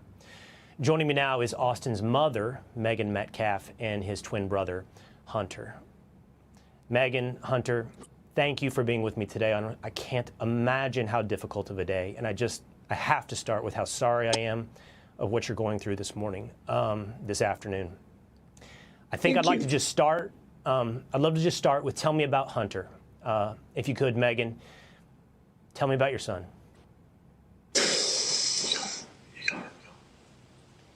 I think I can speak for her for a little bit, see if she just calms down just a little bit. But as me, I know I'm a little more, spontaneous. I like to do stuff all around and just get out of line sometimes. And, Austin's always was there to check on me and keep me straight so I wouldn't be in trouble and do anything like that.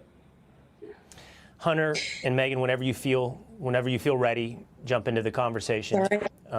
If you never feel ready, that's completely understandable to me and everybody else watching. Hunter, thanks so much for being able to do this today. Just a little more about your brother, Austin. From what I understand, I think he has it in his social media bio, 3.96 GPA student, certainly definitely into football. And it looked, when I was looking into him last night, he was very interested in being recruited to play football in college. Yes, sir. He was very highly recruited, just like coming out of his junior year. He's had a really great year, and everyone on the team, coaches, everyone knew around the area just knew that he was about to do big things in football. But besides his GPA, man, that dude was extremely smart, always in the books. He just came to him real easy, and just him playing with football as well just made him just a great person overall. Megan, we'll try this again, both of us, and we'll see how far we get. When I read your story last night, obviously this is not about me. I have a 17-year-old son. I live 20 miles south of you. My son's in Frisco every night playing soccer, and we have a lot of friends of friends who knew Austin. So the circles got tight, and this hit really close to home. And I'm just so sorry for you. Can you explain us at all today how you feel? It's just got to be so. The word I keep coming back to. Now I gotta pause it right here because I was just gonna let this ride, but I need to pause it and address this now because I want it to be seen as it's happening. Family, you notice that yes, they got the mother up here using the white tears. Okay, yeah, I'm gonna break this down because I told you I don't have no sympathy for this family because chances are what they taught this boy in their home was anti-black. Family, notice how this news reporter, who a reporter's job on a mainstream media network is supposed to be neutral and objective. Look how he's personalizing this. We've got friends of friends that knew Austin. Notice how they kept showing pictures of the little boys there when they was kids. See, all of this, when we tell you that media and propaganda is designed and used a certain way by them folks, it can be good or bad. They're trying to pull on the heartstrings of white supremacist America. See look what they did to this little boy. Especially with their numbers being low and they having trouble having white kids. Oh, yeah, I'm reading all of it into it. See, no, I'm going to make sure my people are educated on what they're doing in the media and what they're seeing here. But see, he's personalizing it. We knew him. You're not supposed to do that as a reporter, even if you did. No, you're supposed to be objectively getting their side of it. Oh, we knew him, friends of friends. Oh, yeah. See, this is why we tell. And this is why I have been as vehement as I have over here tonight about these Sambos and Coons. Their people use every apparatus in white America to their people's advantage. You understand? They use every apparatus to their advantage to be on code. This is why we can't tolerate that Sambo shit amongst us. They already run this nation. They already have an aggregate of resources that have had decades of a wealth gap. So the one thing that we have that gives us a fighting chance is to be on code as a people. They've got the ability to be on code and the resources. You understand? So this is why the Isaiah Washington punk asses and the Charleston Whites and the rest of these Sambos I showed y'all earlier, this is why that's not a difference of opinion or something harmless. Hell no. No, that is absolute treason. So I'm going to let this continue and I'm going to make some more points about this because we're not done yet. To Megan is incomprehensible. How could this happen at a track meet? It is. He just took my son is gone, and I don't really have words. I've tried to figure out what I was going to say, but he's just going to be so missed by mostly our family, but this whole community has really wrapped their arms around us. And if I could say anything to the nation, I would say to make sure that you just hug your babies tight, because you don't know when the last time you get to do it. Hunter, I know you were there. Thank you, Megan. Take your time. Hunter, I know you were there when it happened. What can you tell us about what happened at that track meet? How could this thing that seems like is not on the menu of possibilities could happen? Again, I was at a track meet, by the way, on Tuesday. This is not something you think could ever happen. How did it happen? So there was a. Let me stop him before he even gets started with his bullshit here, okay? I want you to look at the expression and how hurt this white reporter is over there, okay? I want y'all to look at that. Oh, yeah, I'm going to do what I need to do here tonight. I want you to look at his compassion and empathy that he have for the Metcalf family. Have you ever seen any white reporter, regardless of the tragedy that happens to a black person at the hands of white people, have that much empathy for us? Have you? Because I haven't seen it. Maybe some of you can point out something to me or direct me to something like that, because I have yet to see it. They don't think we value our lives and those of our loved ones the same way they do. But see, you can see the clear, heartfelt pain that this reporter is experiencing talking to them. I ain't never seen him show this compassion for us when their people wrong us. Never have I seen it. I told you, I'm going to make sure I thread all these needles over here tonight. Let's let it continue. Really bad storm in the morning, and they had a lot of delays. And me, my brother, a couple of kids were walking back from the field house of the middle school, because we attended that middle school when we went to middle school, and we were saying hello to old coaches and catching up with them. And then we're walking back to our stand. We put our tent up so all the bleachers were right there, were not wet from all the rain. We come back, we sit down, and this kid said something behind me. I've never met this kid in my entire life. I never knew who he was. Said something just inappropriate and uncalled for. And I turned around and asked him who he was. He started getting really aggressive. My brother stepped in. He started being, how he always is with me, just brothers, just having my back. And things started getting more higher intensity. And the kid said some aggressive stuff, reckless stuff. And also try to handle the problem. Austin was always one to step up. He always was one to step up and be the person that would do the right thing. And he was doing the right thing by saying to this gentleman that you're not supposed to be in this tent. This is. But how was he doing the right thing when your son, Austin, was not a police officer? He was not school security. He had no authority other than in y'all's mind. Yes, white America, white supremacist America, I'm talking to you. He had no authority other than in y'all's mind that, hey, if you white, you have the right to tell a black person what to do, regardless of you not being an official authority figure. No, he didn't do the right thing. Let me tell y'all something, man. Again, if you're a white person that look at this with common sense, I'm not talking about you. I'm talking about the white supremacists, okay? Those of you that have this mindset that you think that even when you're wrong, you think you're right. See, this is why we can't get along with them. You cannot redeem anybody that's ate up with that anti-black racist, white supremacist mindset. Now, I get it. Some of you like, well, she's grieving her son, GBS, this, that, third. Yes, she is. But we can't let her grief make us sugarcoat the facts of this matter. And if her boy would have kept his hands to himself, he'd still be here. If his brother would have said, hey, bro, look, I get it. He over here. Y'all got history or whatever. Or we don't like him. Let's just go get the teachers to get him out of here, man. Let's do that.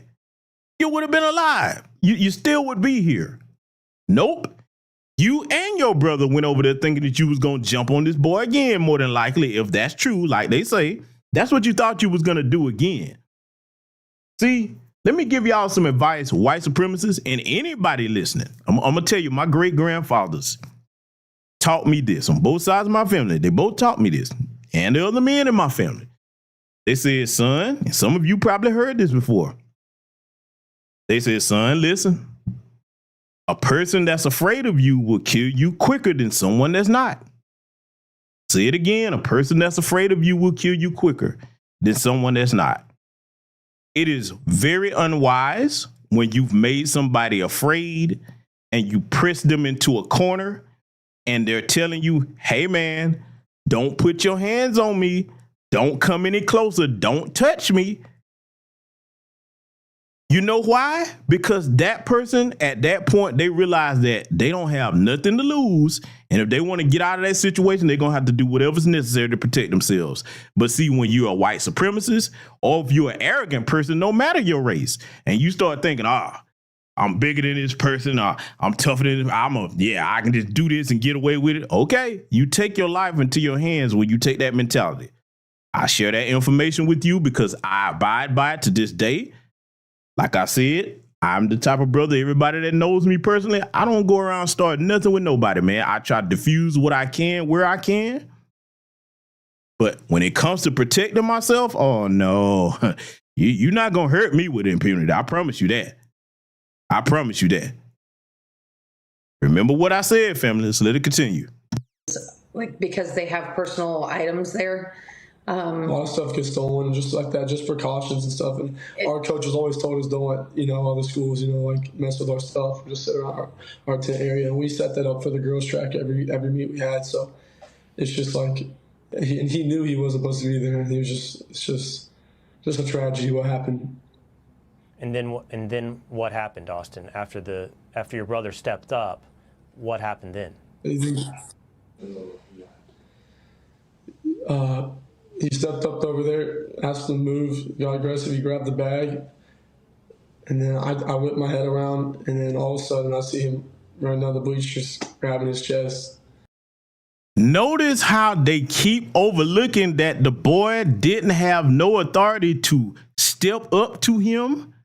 You didn't have no authority to grab anything of his. You didn't have no authority to push him or put your hands on him. They refuse to acknowledge that. And the reason why they don't acknowledge that, family, is because they really do believe that we're still under the Casual Killing Act. Go look that up. On plantations, the Casual Killing Act, basically it states that, hey, look, if a white slave owner ends up killing a slave in the event of punishing them for trying to escape or what have you, and you kill them, hey, that gives you a pass. Like, hey, it's legal. You can go ahead and do that. They still think that we're under that. See, common sense would tell people that, hey, man, no, you're wrong. You didn't have no reason to approach him or no authority to at all. Nope. But see, when you the type of people that you practice injustice in the system of white supremacy, you actually think that you are in the right doing that. And see, this is why I would never go to their churches, because I already told you. The same ones of them that call themselves Christians, they joined the Klan. That's one of they think they're doing the Lord's work. And they went to lynchings right after church. I can't sit up in their churches, man, because see, another reason why I could never go to their churches if I was a church-going type like that, where the white pastors that's telling their community they need to do better? Can you find me the white pastors that's telling them, hey, this isn't right, this was wrong, we should never treat other people this way? Where the white pastors that's talking to their community like some of the Sambos that claim to be pastors in our community?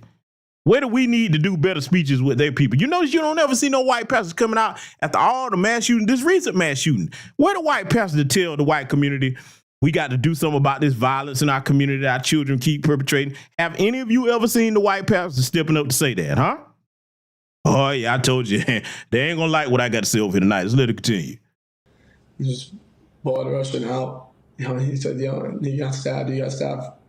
First, I froze for half a second. I didn't know what to do. And then I saw him about to fall. I went to go over there. I grabbed him. I see. This stuff. Yeah. I understand. Best I can to understand. Yeah, it was. You can see. You can picture what happened when what was coming out of his chest, and yeah.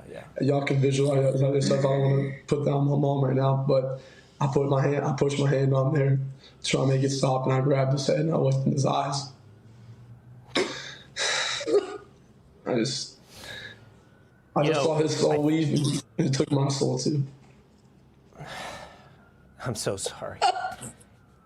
I'm going to ask you one last question. I've seen interviews with your husband, who I can hear in the side, by the way. I think he's there in the room with you. I saw an interview last night. Okay, someone else. Yes, okay. Yes, sir. But I have seen interviews with your husband in the last 24 hours, and it was remarkable to me that I heard your husband say, within hours of this, that he forgave this other young man, and he got there so quickly. And I honestly don't know that I could, and I just want to see, and I don't know if there's a right or a wrong place to be, especially as quickly as this has happened. Megan, how do you feel on that front today? I am not like their dad. I am so angry at that boy. And it's just not fair. That's all I have. I understand. I'd like to say it's forgave, not forgotten, but I'm not at that point yet to forgive that kid for what he did to my brother. Because, 17 years, my best friend, just there in the blink of an eye, I lost him.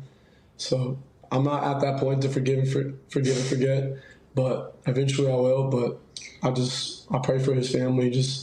I pray that they understand what we're going through as well. I just pray for everybody. I totally understand where both of you sit today on that front. I don't know that I could either. That's why I found it remarkable when I heard that from your husband. Now, I'm going to make a point about what you just saw here in just a second. And boy, what I'm about to say is really going to piss the white supremacists, the tethers, and the Sambos of our lineage off. Because you know me, I'm not sugarcoating anything. I will tell you this before I make the statement. Take a good look at this still shot. Not going to say nothing yet. I want you to take a good look at this still shot because I'm about to address it. And I'm going to tell you what this whole little segment here was. Let it continue. But everyone has to go through this their own way. I just pray that God goes through this with you both and your husband and the rest of your family. And I really appreciate you sharing this story with me and the rest of the nation. Megan, Hunter, thank you. Our prayers remain with you. Thank you, sir. All right. There is a GoFundMe, by the way, for the family of Austin Metcalf that is up now, which you can go and check out there to help his family heal. Austin Metcalf was 17 years old. We'll be right back. Yep. So let me go ahead and break down what you just saw. First of all, he was talking about God and this. First of all, you white supremacists don't know God. None of you do. You're irredeemably evil, and you're proving it now with your actions. But what you just saw then, I played this for a reason because historically we understand that the white woman's tears have cost individuals in Black America their lives. I named Emmett Till, George Stinney Jr., many others. And it's cost us entire Black towns. They're not going to like this, but I got to say it. What you saw was a dog whistle propaganda piece, and I'm going to tell you why.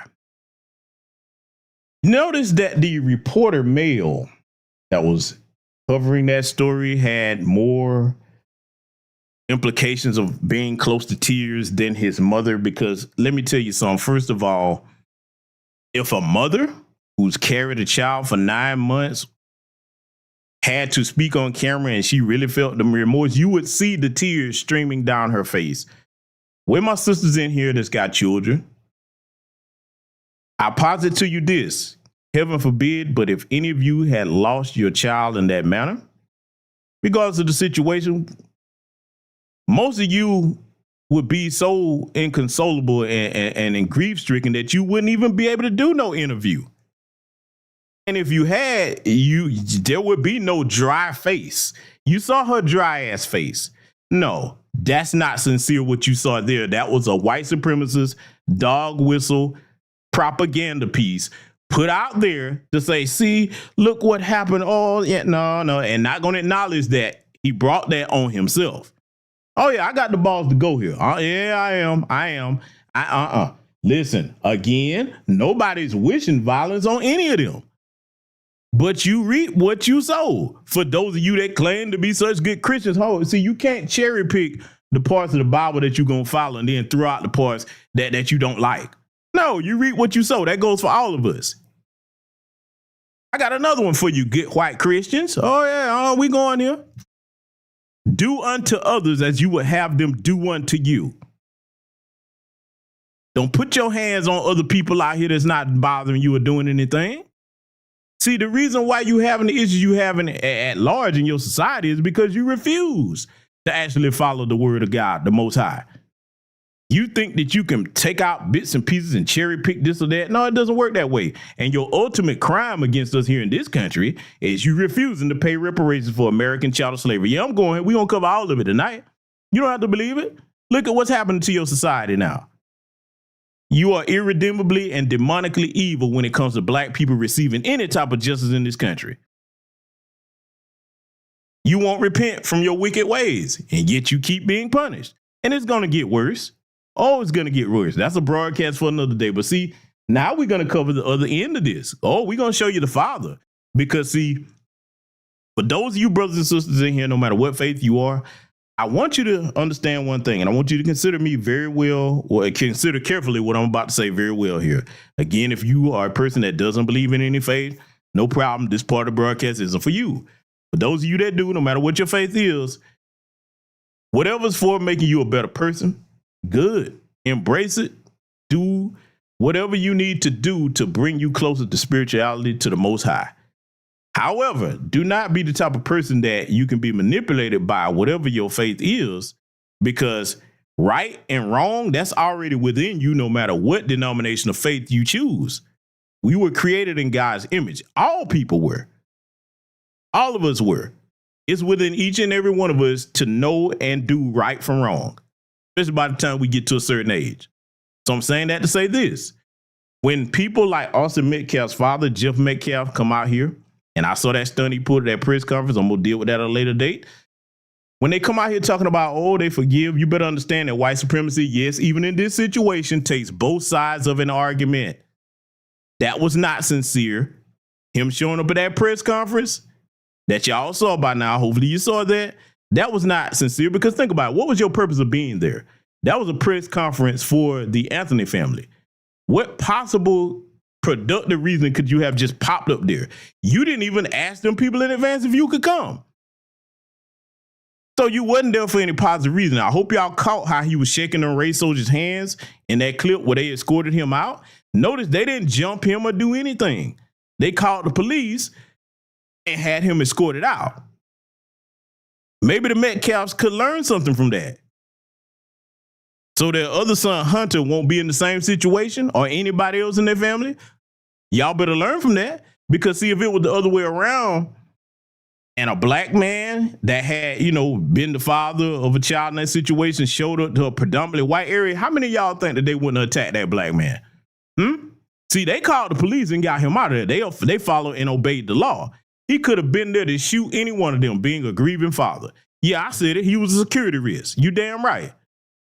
He shouldn't have been allowed in there or nowhere near there. And that family better tighten up on their security. I have to call it like I see it, man. They better tighten up on their security. Had that been a black man going amongst a group of white folks, though, unannounced like that, oh, that would have jumped him, especially in this situation. See, they can't gaslight me with anything. But see, the reason why he made that I forgive him statement, you got to understand why they take both sides of an argument, okay? And I want to say this for the people, and salute to the sister Chris MC for the cash out. Thank you very much, my good sister. I want to say this for the people that might be somewhat confused about this, because there are some people that have good hearts. They're very religious. They may not understand where I'm coming from. I'm going to try to make it simple for them, no matter what your faith is. The reason I say they take both sides of an argument, even in this situation, they send the white woman out there crying to dry tears because, like I said, for a woman that was really grieving like that, you would have been either too tore up to do an interview, or we would have visibly seen them tears coming down your face, because you love your children with everything you are. They're a part of you. Huh? That's a piece of your spirit gone. Nah, they put you up there to do that, to try to sway public opinion and to galvanize white supremacist society. That's what they did. And the same thing on the other end is like good cop, bad cop. That's something I want you to frame this in.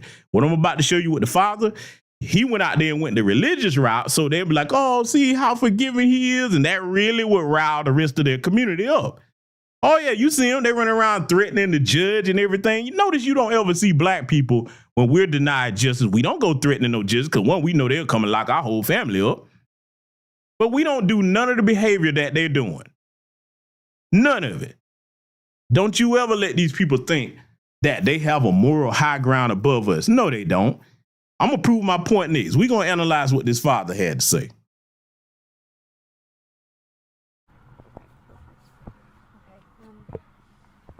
Well, Jeff,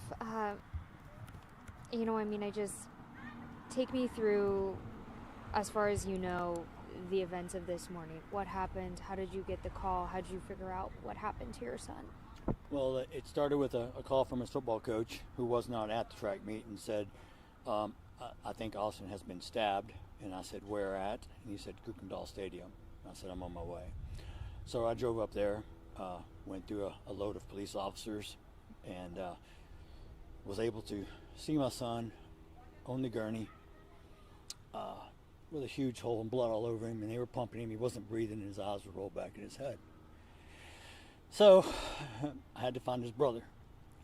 They're twins. And so I found Hunter and tried to get him under control the best we could. And then I loaded him up in my car, and we drove to the hospital as quickly as possible. And we waited. And when the doctors came in and said that he didn't make it, it was tough. My son took it extremely hard. I'm still in shock, to be honest. I mean, I'm numb. So it really hasn't hit me. And I don't believe any parent should ever have to bury their child. And I pray that, maybe there's changes made as far as security or things like that. And maybe we can learn from this and try to turn a tragedy into something positive to make sure it doesn't happen to anyone else's child. I don't want parents to feel like I feel today. So I've already forgiven the person who stabbed him. God's going to take care of everything. God's taking care of my son. I kissed him. When I kissed him goodbye for the last time, I told him it's not goodbye, it's see you later. So I just have to trust in God and my faith to pull us through. I don't understand his plan. We're all subject to trial and tribulations. God didn't say life was going to be fair or wasn't going to be hard, but he said he'll always be beside you and never leave your side. So we're going to lean deep into our faith. There's a vigil tonight at our church at 7 o'clock. I will be attending also. The outpouring of students and coaches and friends and family that showed up at the hospital immediately. It was just shows the way my son touched people's lives. He was voted team MVP of the football team this year. He carried a 4.0. He was on National Honor Society. He's ranked in the top 50 of the state in his position. He's having D1 colleges contact him. He had a great life ahead of him. And to be taken. And I'm going to stop him right here, because while he's rattling off all these accomplishments and trying to make his son out to be this great, wonderful human being, in spite of all of that, if he had all of that, you know what he was lacking? He was lacking decent character. That's what he was lacking, because a person with good character would not have done the things he did, that he's alleged to have done, as far as like getting into fight with the brother Karmelo Anthony, because they say that both of them boys jumped him. He doesn't have good character because he ran around acting as if he was a bully. That speaks to your other son as well, Jeff Metcalf, because see, a man would train his sons. Hey, son, listen, don't go out here trying to start nothing with nobody. You protect yourself and each other, but obey the law. Respect everybody like they respect you. If you instill that into your boys from an early age, instead of, because you're not fooling me, and we already know about his record. Oh, yeah, y'all seen that record of his. I don't even have to go there. Because, they love to bring up the criminality of black people, but they don't want to talk about this father's record. Y'all seen what he's been accused of, huh? And the stuff he had going on. I don't even need to go there. So what kind of degenerate he is. But see, had you taught your sons at home from an early age, hey, respect everybody just like they respect you, you wouldn't be missing a son right now. You wouldn't. And see, again, all them tears, and notice he don't have any shedding from his face either. And I can understand trying to be a man in a situation and speak, but there's just certain things, man, that you would not be able to withhold your tears if they were really there.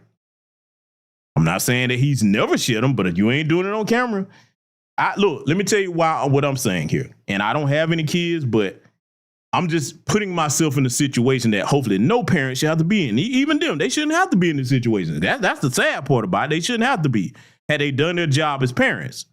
Is the problem with white supremacists when you promote that in your society, that you thinking your children have the right to harm black folks just because our lives don't matter to you? That's fine.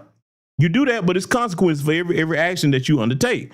For me, if I was unfortunate enough to be in this situation, speaking of my child, that's flesh of my flesh, blood of my blood, that I brought into this world, and the way I would do it, I would be there for first moments on earth, first steps, everything. For me to speak of them and they're no longer here, that would, I don't know how I would be able to do that without you seeing the tears rolling down my face. And make no mistake about it, those types of tears for me, if I was a father, those would be the tears where after they're gone and dried, you wouldn't cry anymore for a long period of time, because now it's time to go to war. You've taken my child from me, especially under unjust circumstances. What I'm saying is something only fathers will understand. And I know you're saying, well, GBS, how do you know that you're not a father? Well, because I was raised with a father and uncles and grandfathers that showed me what type of love they have for me and love they have for the rest of our family. Not to mention, I have younger kinfolks that I have seen come into this world from their first moments and have had a hand in raising them. And I know what that would mean if someone was to take their lives unjustly. I'm the one in the family that if that happens, I ain't really got too much to say. I'm not going to be doing no interview with nobody. Don't even come talk to me, because I would be inconsolable. If you didn't lock up that particular person before I got to him, well, I would make the news. I'm going to leave it there. My point is this. If these people really were grieving like that, there's no way, even just the mention of your son's name, even if you had to get yourself back together, I'm not buying this, man. No, this is a propaganda dog whistle piece that you putting out. Yes, I'm saying it. A lot of people would shy away from it. Man, they lost a child. How could you say that? Nah, I'm saying it because they've done it time and time again in history. No, I do not feel sympathy for them, because I guarantee you it's probably going to come out, especially when it get to trial. There ain't no telling what type of white supremacist propaganda this boy was into or he was taught. Especially you got this degenerate father with his criminal record. Oh, yeah, we got to look there. It starts at home. Let's let it continue. In a way, it's such a tragedy. I mean, I can't even tell you how I feel, because I don't know how I feel. I feel numb at the moment. Yeah. I just hope that this doesn't happen to any other parent and their child. But I do hope for justice. I do hope for justice, because this is unacceptable. And the fact that, someone was immediately taken into custody, they know who did this, they are charging him with murder. I mean, how does that make you feel, that police immediately got this person? First of all, I feel sorry for that individual, because he's now made a mistake that's going to cost him the rest of his life. The hard part that cost me is I lost my son, and his brother was holding him, trying to hold the blood in, and he passed. My son watched his brother die in his arms. I need a break. Oh. I'm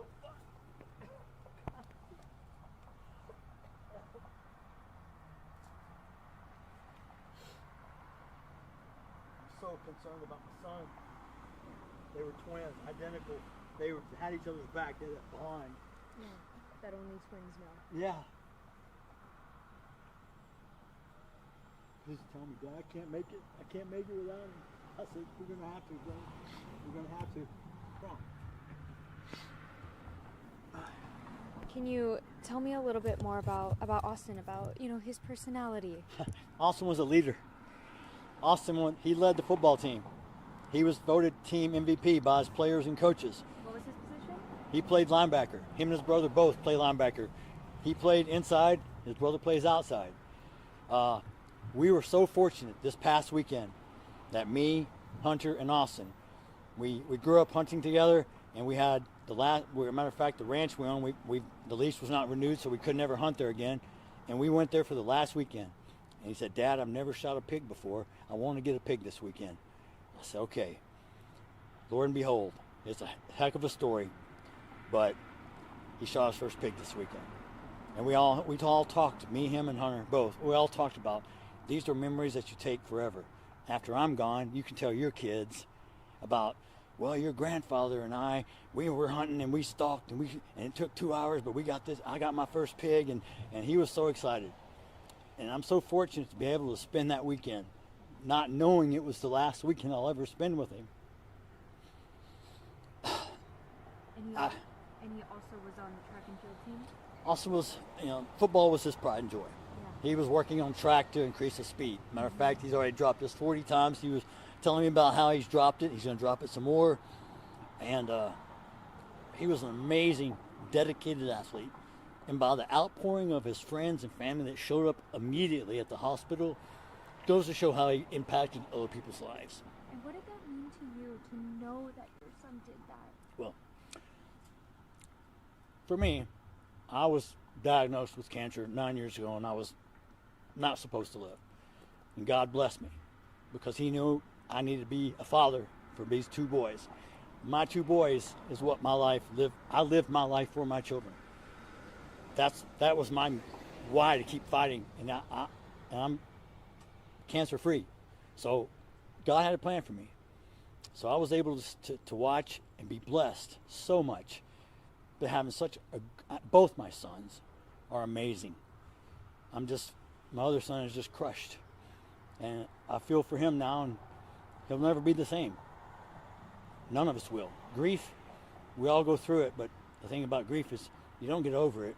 You just learn to live with it. So, Let me stop him right here because, again, my work is not finished. Him and that theatrical performance where he stepped off camera and, was pretending to break. Yeah, I said pretending to break down. No, that does not faze me.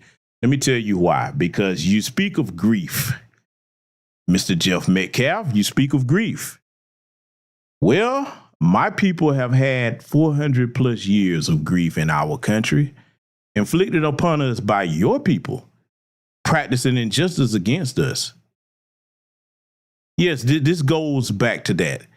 See, a lot of people, why are you bringing up that? No, because your disposition has been carried down for centuries towards my people, to the point that none of you even mention or even know who Mary Turner was, huh? I mention this often because it shows you the depravity, and she wasn't the only one that did like this. For those of you that don't know who the slave Mary Turner was in the 1900s there, back during that time period, 1800s, excuse me, family, they beat this sister to death after they killed her husband because they accused him something he didn't do. Okay. Then after they beat her, she was pregnant at the time. They lynched her, hung her upside down, cut the baby from her stomach, stomped it to death, shot her full of bullets, and lit her on fire. These are the types of demons that these people are the descendants of. So don't tell me about grief. You fast forward to that church bombing in Alabama that killed those black girls. Oh, no. Well, we know all about grief, Mr. Metcalf. But see, you only understand grief when it hits your people. That's the only way that you acknowledge the humanity of others. It has to hit you. You fine as long as it's being inflicted on us by your people. But the minute that we protect ourselves and now you have to know what it's like to grieve, now you understand. And damn it, if that's what it's going to take for you to understand that we going to be equal in this country and equally protected under the law, or we can all suffer together. You can take your pick. But I'll tell you one damn thing. Gone are the days where you harm our people and there's no consequence. We're going to stop you from doing it. if we're there and able to get a chance from doing it. Oh, no, you're not going to just be running around here doing what you used to do to us back in the day. No, and salute to the good brother Project Leroy and 400 for the cash outs. Thank you very much, gentlemen. Those days are over. Whatever it takes for us to defend ours and our family. So, Mr. Metcalf and the rest of your community, don't talk to us about grief. We know all about that. From past to present day, we know all about grief. See, what the problem is with them, even him and his wife, I'm going to go further, and probably nobody has said this. The problem isn't even primarily that they're missing a child. No, you're angry because in your mind, what supersedes even that is you having the ability to harm black people. Yeah, I'm going here with it. I don't care who thinks I'm reaching or, oh, I'm being cold-hearted. Yeah, you damn right I'm cold-hearted. When the fuck have I ever had a warm heart towards my people? Nope. I don't share your grief. I don't owe you grief. I don't owe you sympathy. What I do owe you is this message that I'm giving you here tonight. What I owe you is, Mr. Metcalf and the rest of white supremacist America, you better keep your fucking hands to yourself. You push my people too far, and we are going to protect our lives. That's what this is about. We didn't make it about race, but you did. Oh, you definitely did. We're seeing that now, family. Let's let it continue here, because see, these things need to be addressed. Let's get back to it. I don't have a choice other than to carry on. I'm going to do everything in my power to make sure Austin's never forgotten. I'm sure he won't be. He's touched a lot of people's lives. He was a great individual, a leader, an athlete, very smart, 4.0. I couldn't ask for a better son. Two of them. I couldn't ask. They were my whole life. And for it to be taken away so senselessly, when this guy was just sitting in Ron's spot and they asked him to move, and he winds up stabbing my son in the heart and killing him. You leave out the part that your son put his hands on his stuff and him. Yeah, we gonna say all of it, Mr. Metcalf. You may not, but we will. It's unfortunate, but he's gonna have to answer to those consequences. And Yeah. I hope justice is served. Yeah, is that, and I know Hunter probably, everything happened so quickly. I mean, is that what he kind of told you what happened? That, I mean, did you know Austin to have any enemies? Did Austin know this person? No, they have no contact with this person ever before. I can tell you what happened. I know firsthand. I wasn't there, but I talked to my son. Yeah, what is everything, I know exactly how it all transpired. It was a multi-Frisco high school track meet. Yep. Many high schools were there. It started to rain, and they have their own little tent for memorial, and they were sitting there. And someone was behind them mouthing off, and he turned around and said, "Who are you?" And he said, "I'm Mello." He said, "Well, you don't belong here. You don't go to memorial." He had a Centennial tracksuit on. And he said, "You need to leave. This ain't your spot." And some words were discussed. I'm not going to say on camera but he asked him to leave and basically said, "Make me." And why don't you want to say what was discussed, though, Mr. Metcalf? Why you don't want to talk about that? Was it some anti-black slurs being used? Why you don't want to say it? Since you want to talk so much, Mr. Grieving Dad. Oh, you able to talk so much? Let's tell the whole truth. We're going to talk about it. Oh, I wouldn't be surprised if all of this comes out, family. But see, again, he's not acknowledging that his son was the aggressor and he initiated it, regardless of what anybody said under that tent. You could have just turned around and kept doing what you was doing. Or if it was that important, hey, go and walk out in the rain and go get somebody to get him out of there. How about that? You didn't have the authority to do it. Unfortunately, Austin Metcalf learned that lesson too late. he wound up stabbing him in the heart and killing him. All over someone sitting in the wrong spot at a track meet. Now, I don't blame his parents. I don't blame him. But they all will suffer too. I feel for their family because now their son will probably wind up in prison and learn that he killed someone. And he devastated and took my son that I can never get back. It's unfortunate for everyone involved. And I just hope it doesn't happen to anyone else. This world You know, there need to be changes, and it starts at home. So I don't know. I'm not judging. I'm just happen to say that try to be kind in this world, and if you can't be kind, find someone who is. Oh my gosh, Jeff. I mean, is there anything else that you want people to know about Austin? You want people to know how he'll be remembered? Is there anything else that you haven't shared? I mean, it's hard right now. My thoughts are all over the place, to be honest. I mean, there's so many great things about him. I could probably sit here for 3 hours and go on and on and on. But he was a great friend. He was a leader. He was well respected in school by his teammates, by his coaches, by his friends. His girlfriend came up to me and said, you know what, he talks about you a lot, and he loved you, and he treated me with great respect. And he goes, you taught him that. You know, he was going to turn out to be a great individual and impact this world with positivity. So he was on the right track. He was doing everything right. I was so proud to have 2 sons. Not just him, but 2 sons that do the exact same thing. My other son, Hunter's like, Dad, I can't go on because Austin always had my back. I said, I know. And when I kissed his forehead today, as his body was cold, I ran my fingers through his hair. I told him, it's not goodbye. It's see you later. I'll join you at some point too, son. You just beat me to this place. So you keep an eye on me up there.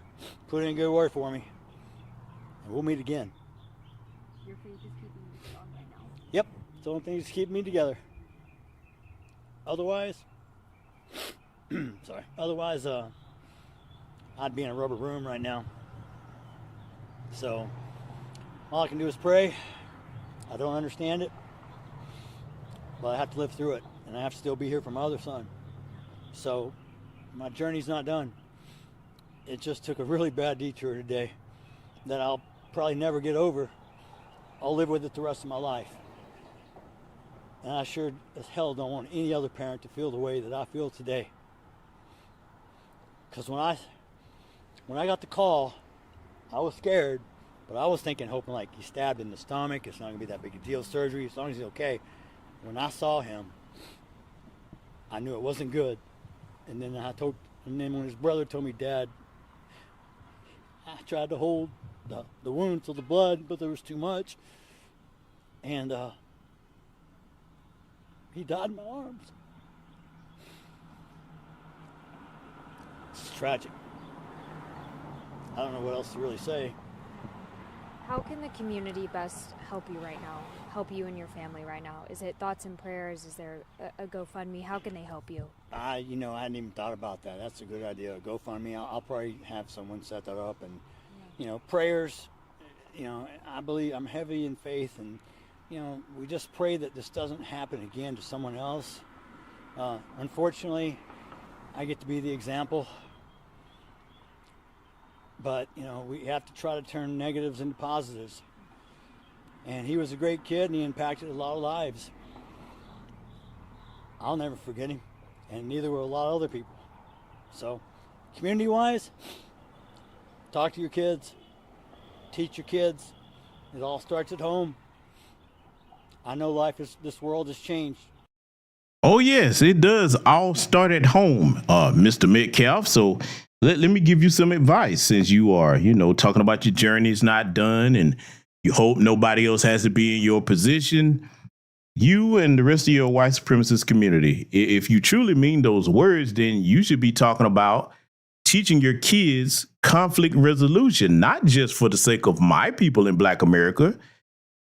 Oh, no, not just for us.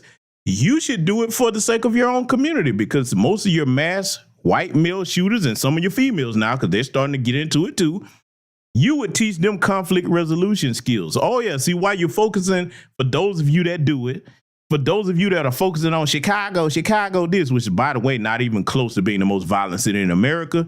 You have to look to Memphis, Tennessee to find that, and other places. But while you're always projecting and talking about black on black crime, you better start looking at all the white on white crime in your communities.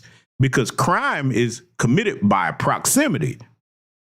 If you're going to be a victim of a crime, chances are it's going to be your own community that perpetrates the crime against you, as you see with most of those white mass shootings that happen. So I say again, not just for the sake of my community, but for the sake of your own. If you really mean that, you would become, you and your son, I know they're not going to do this though, because chances are what they're going to do, and yeah, I'm going to see it, chances are they're going to go join some white supremacist group if they're not already a part of it, because they're going to be recruiting them for this. This is where they get their recruits from things like this. Yeah, I'm going there. But if you were going to go in the opposite direction of that, you would be being a conflict resolution person that start an organization to teach your children in your community how to handle that, so that you don't have all this violence in your community that goes unchecked, that y'all don't really like to report on and sweep under the rug, even when it costs your community their lives. You would really exercise that faith of yours and start doing something that I've never seen your white pastors do. You would go out and preach the word and say, listen, we need to love everybody like the word says we should. That means black people too. Oh, but you're not going to do none of that. I just said that just for the sake of showing you what a person that really means what he's saying would do. I know there's no chance in hell he's going to do that. No, you are a very hard-headed, irredeemably evil group of people. Those of you that think that you're supposed to just harm us with impunity. Those are who I'm talking about. I'm not talking about the white people that don't feel that way.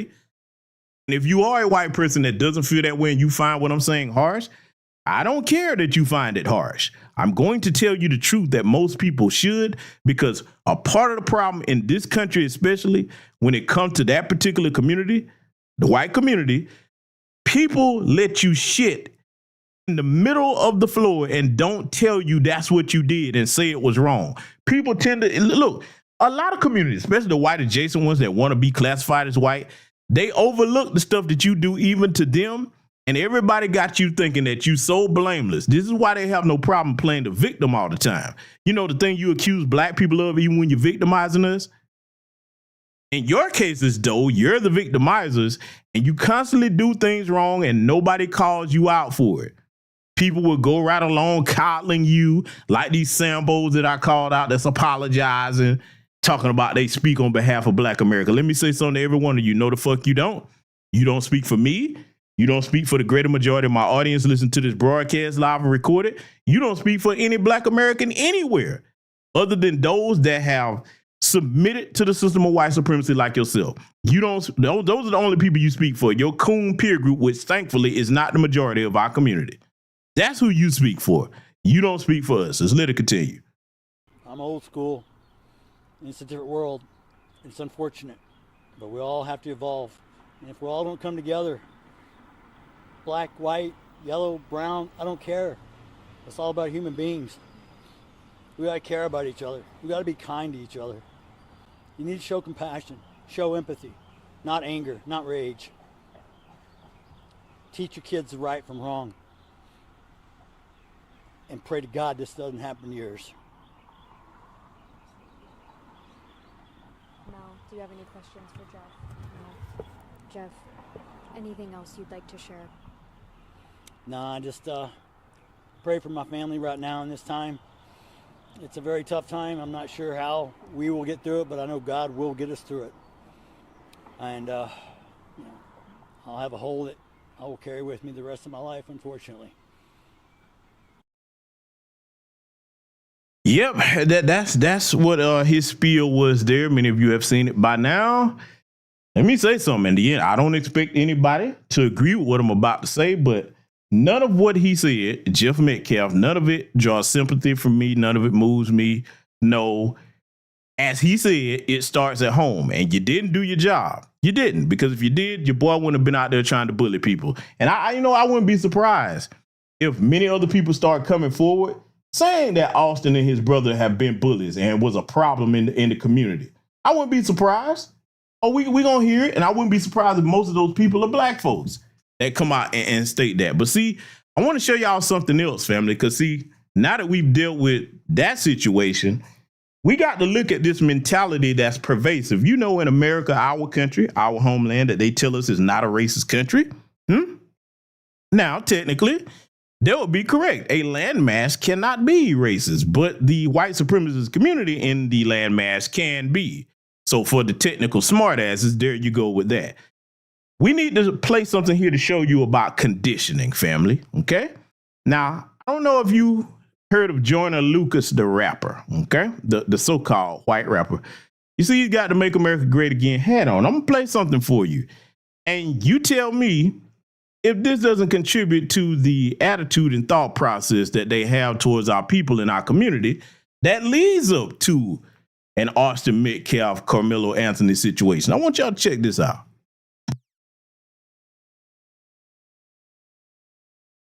All due respect, I don't have pity for you black niggas. That's the way I feel.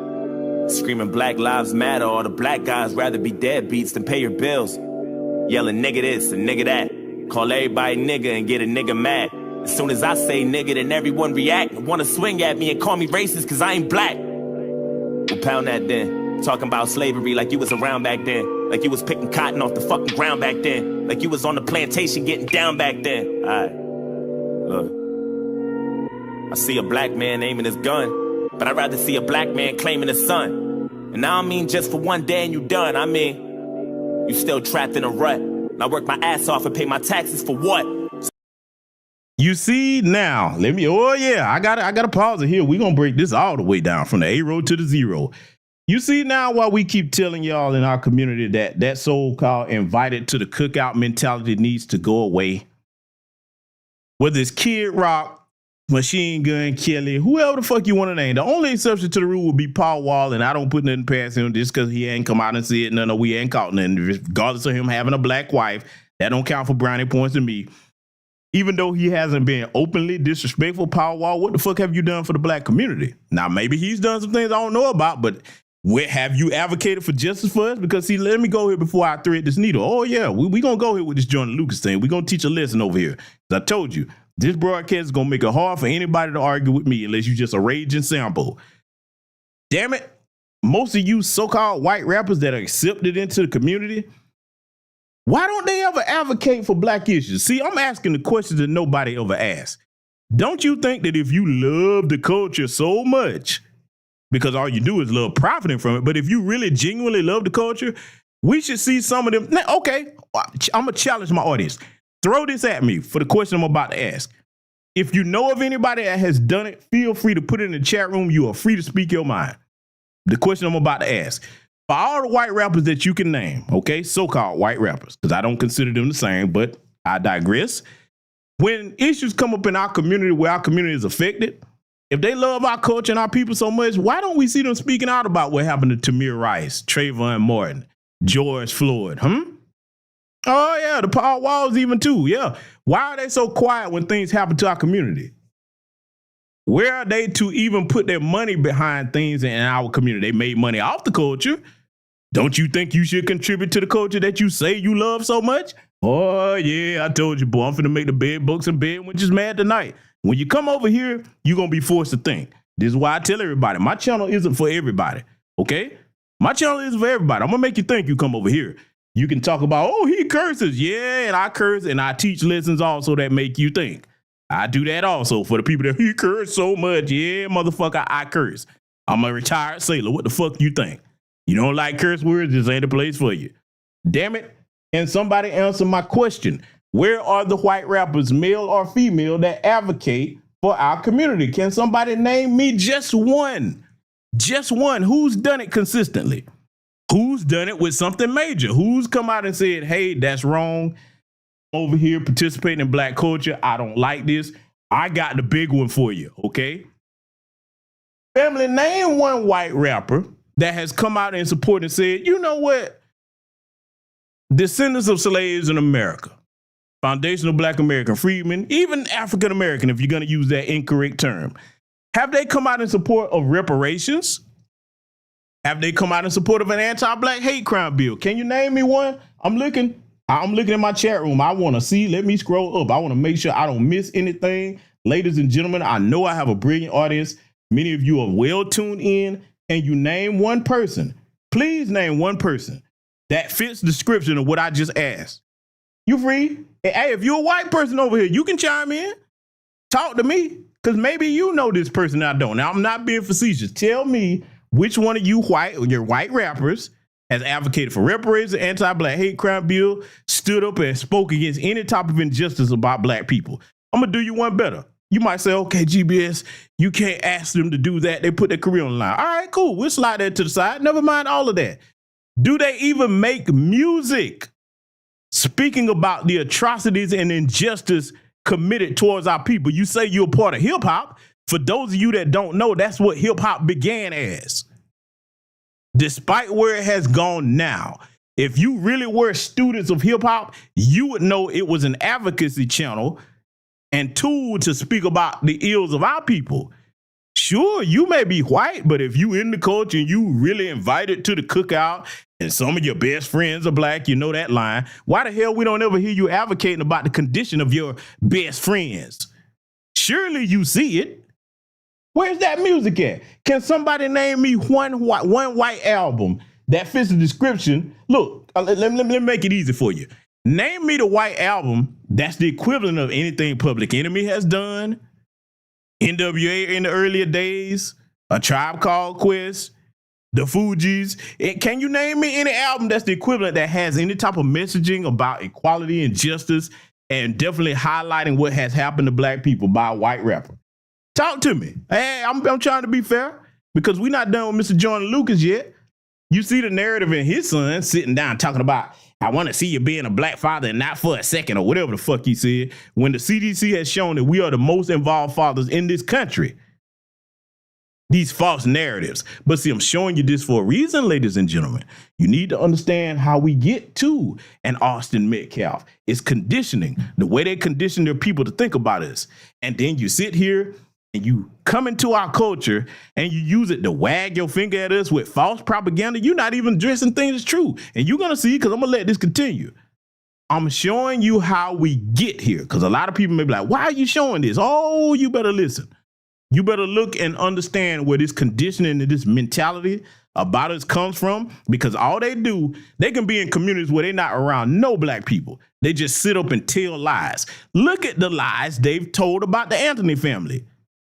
Oh, let's address that before we get back to Mr. Lucas. See, you know, often I clown the degenerate cousin loving the white supremacists with their damaged chromosomes about how stupid they are. Well, I got to address it. Family, you know, they told the lie about how the Anthony family has used the Give, Sling, Go funds to purchase a home and new cars. Just telling lies. Now, anybody knows that. One, you got to be pretty stupid to believe that, and you know that the broke white supremacists are saying that, because those of us that actually have the cash to purchase homes and buy them, even if you're buying outright cash, you can't buy a home in 2 or 3 days, can you now? Can you do it? I've never been able to do it with any of the properties I've purchased, not in no 3 days. Oh, definitely if you're black in America, you ain't doing it. It's just not going to happen. It takes 45 to 60 days to close on a house, you dumbass white supremacists. Furthermore, it takes many days for the Give, Sling, Go people to approve dispersing your funds. Huh? See the propaganda you put out, and I hope the Anthony family sues your dumbasses, you 3-2 Tony sons of bitches, for libel, defamation, and slander. After they get this situation straightened out here, I would come for your asses if it was me. Because you're giving information about stuff they already own. They're not a black family, a destitute black family. They do very well for themselves. That's right. And a gated community is where to stay, okay? That's what that is, all right? So now, what I further have to ask you is this. I have to ask you, why in the hell were you digging up stuff about what they already own from 2023 prior? I mean, see, this is the thing about today in the information age. I'm trying to help you dumbasses. Today we have information at the tip of our fingers. Now, I get it. You know, most of your fingers is used for whacking off your Talladaggers and things like that. You know, you use them to do ungodly things without a cousin living you have going on, which is why your mental state is in the abysmal state of pathetic capacity that you have there. It's not, you know, about the smartest 2 damn amoebas. That's what you buy the smart ass. You would know that The stuff that you were saying, hey, we can look it up and debunk it in real time. This ain't the old days when we had to search far and wide for information. This is the age of Aquarius, you unwashed assholes, you. Oh, I say the high IQ crowd, don't say that no more. Don't say it no more. Don't say it no more. You are not of high IQ when you come out and tell the biggest of lies about purchasing homes in 2 or 3 days. Hell, most of you can't even do that. You broke bastards. You've got to go through underwriting, escrow, all kinds of things, signing documents, making sure that the property's up to code. You can't do that in 2 or 3 days. You just can't. So I don't want to hear nothing about no high IQs. Y'all are laughing in my chat room. I want you to understand these people are not on the same level of functioning brain capacity as the rest of us. The 3-2 Tony. See, this is why you got to stop the cousin living that you got going on, okay? You got to stop dating your brothers and sisters, your mothers, your uncles and aunts. You can't keep it in the family like that. Because when you do, you come out with low IQ capacity, the same shit you accuse other people of.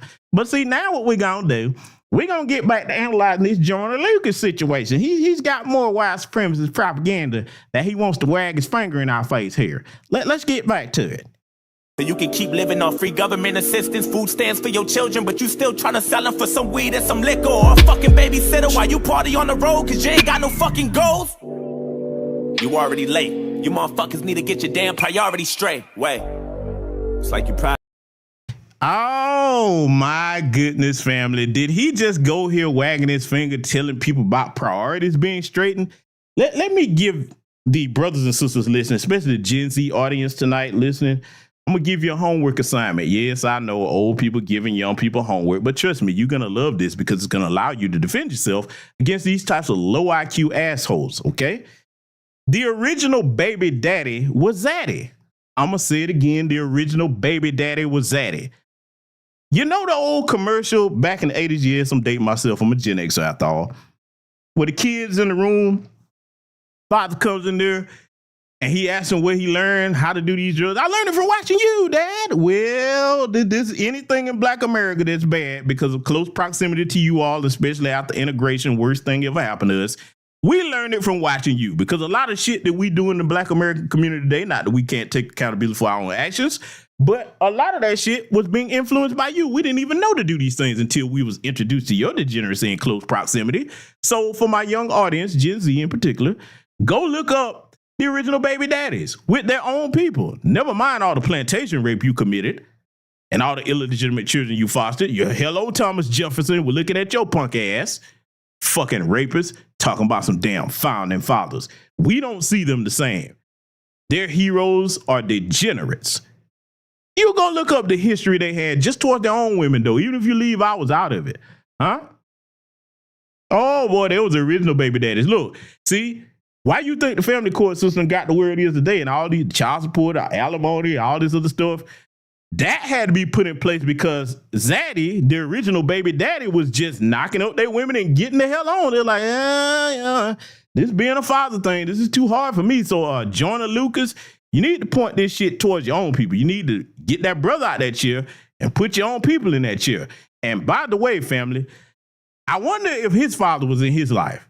Because while he's running around here looking like a fucking beaver with some beaver ass fur taped to his damn chin that looks like a beard with that hat on his head, I wonder what his family situation was like.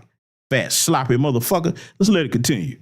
To be fake, but you lazy as fuck. And you rather sell drugs and get a job and be straight. And then you turn around and complain about the poverty rate. Fuck out of my face. You can't escape problems. You can pray for some change, but can't break a dollar. Got nobody else to blame, so you blame Donald. They fuck the world with a Make America Great condom. My boy's been back. I'm not racist. My sister's boyfriend's black. I'm not racist. Oh, he had to put that in there, boy. Look, white supremacists, let me talk to you in 2025. Please stop telling us who you laying up in bed with and saying that doesn't make you racist. Thomas Jefferson and many a slave master was laid up in bed with black people against their will or willingly, and in some rare cases. And look what they were. There is no plantation owner, whether he was in a non-consensual or consensual relationship with a black person, that said, you know what? I'm going to free all these slaves. I'm talking about the white women too, because, yeah, they was forcing brothers to lay up with them. Look, if that statement were true, who you laying up with or who you dating makes you not racist. That would reflect your behavior in society towards black people in other areas. Huh? And I'm not saying there's not a minute single-digit percentage of some white people that might have had feelings or intimacy with a black person and changed their mind. It exists.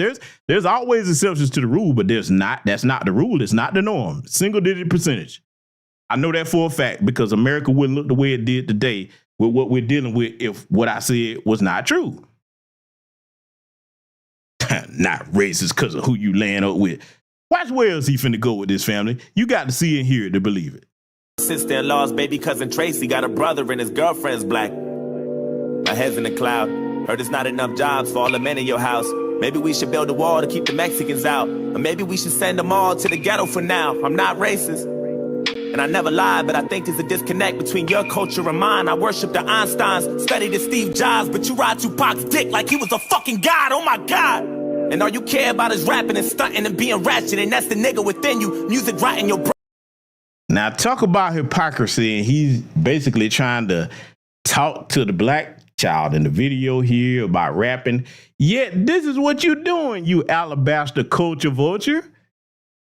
Why don't you sing, even though you stole that from us too, why don't you sing a country song to him about all this stuff? How you gonna use our culture to wag your finger at us? You're always stealing something. See, you know what? The thing about white supremacists, they're the greatest running joke on the planet. They don't realize that they've never gone anywhere on this planet in peace. In majority numbers, they have not. They hold a world record for genocide, rape, theft, murder, any degenerate thing. They hold a world record for that. We couldn't catch up to any of the degeneracy that they have done. All you have to do is study their own history towards their own people, even before they get to us. When they were up in Europe, who you think that was brutalizing the most? Because you need to understand something. Even in areas where black people aren't around, who you think they start victimizing? Watch this. In a scenario where there was no more black people anywhere, what they would start doing is they wouldn't be able to practice racism against each other. They will start practicing classism. That's what it will be about. This is what we try to tell a lot of you stupid white supremacists that are poor white trash with all your cousin living. The upper echelon can't stand your ignorant ass. You crash test dummies, cannon fodder. They send your stupid ass out there loaded up with all that propaganda because the rich people, they ain't gonna get out there and bust a grape. Oh no, that's what you for, the little stupid ass foot soldiers, no matter which political party, because they're in both. They send your dumb ass out there to be the crash test dummies and you get nothing done for you. You basically the equivalent of some niggas. But you don't really understand that, though. I'm going to make sure my people know it, though. Let's let it continue. Brain and slowly start to convince you, then you let your kids listen, and then the cycle continues. Blame it all on the menu, blame it on those drinks, blame it on everybody except for your own race, blame it on white privileges, blame it on white kids, and just blame it on white citizens. Aim at the vice president. Bunch of class clowns. Niggas kneeling on the field, that's a flag down. How dare you try to make demands for this money? You gonna show us some respect, you gonna... Ooh, did you hear him talking about we a bunch of class clowns? Did you really go there, Mr. Joyner Lucas? Class clowns. Okay. Well, class clown would be, for those that know our history, we're going to take a little walk back and give you yet again some homework to do if you're a younger person. Look up The Starving Time, Jamestown, Virginia, Jr. Talk about class clowns. You brought your stupid asses over here and you didn't know how to work the land, so you started cannibalizing each other. Oh, what happened to these high IQs you're supposed to have? You take it back even further than that to Europe, okay?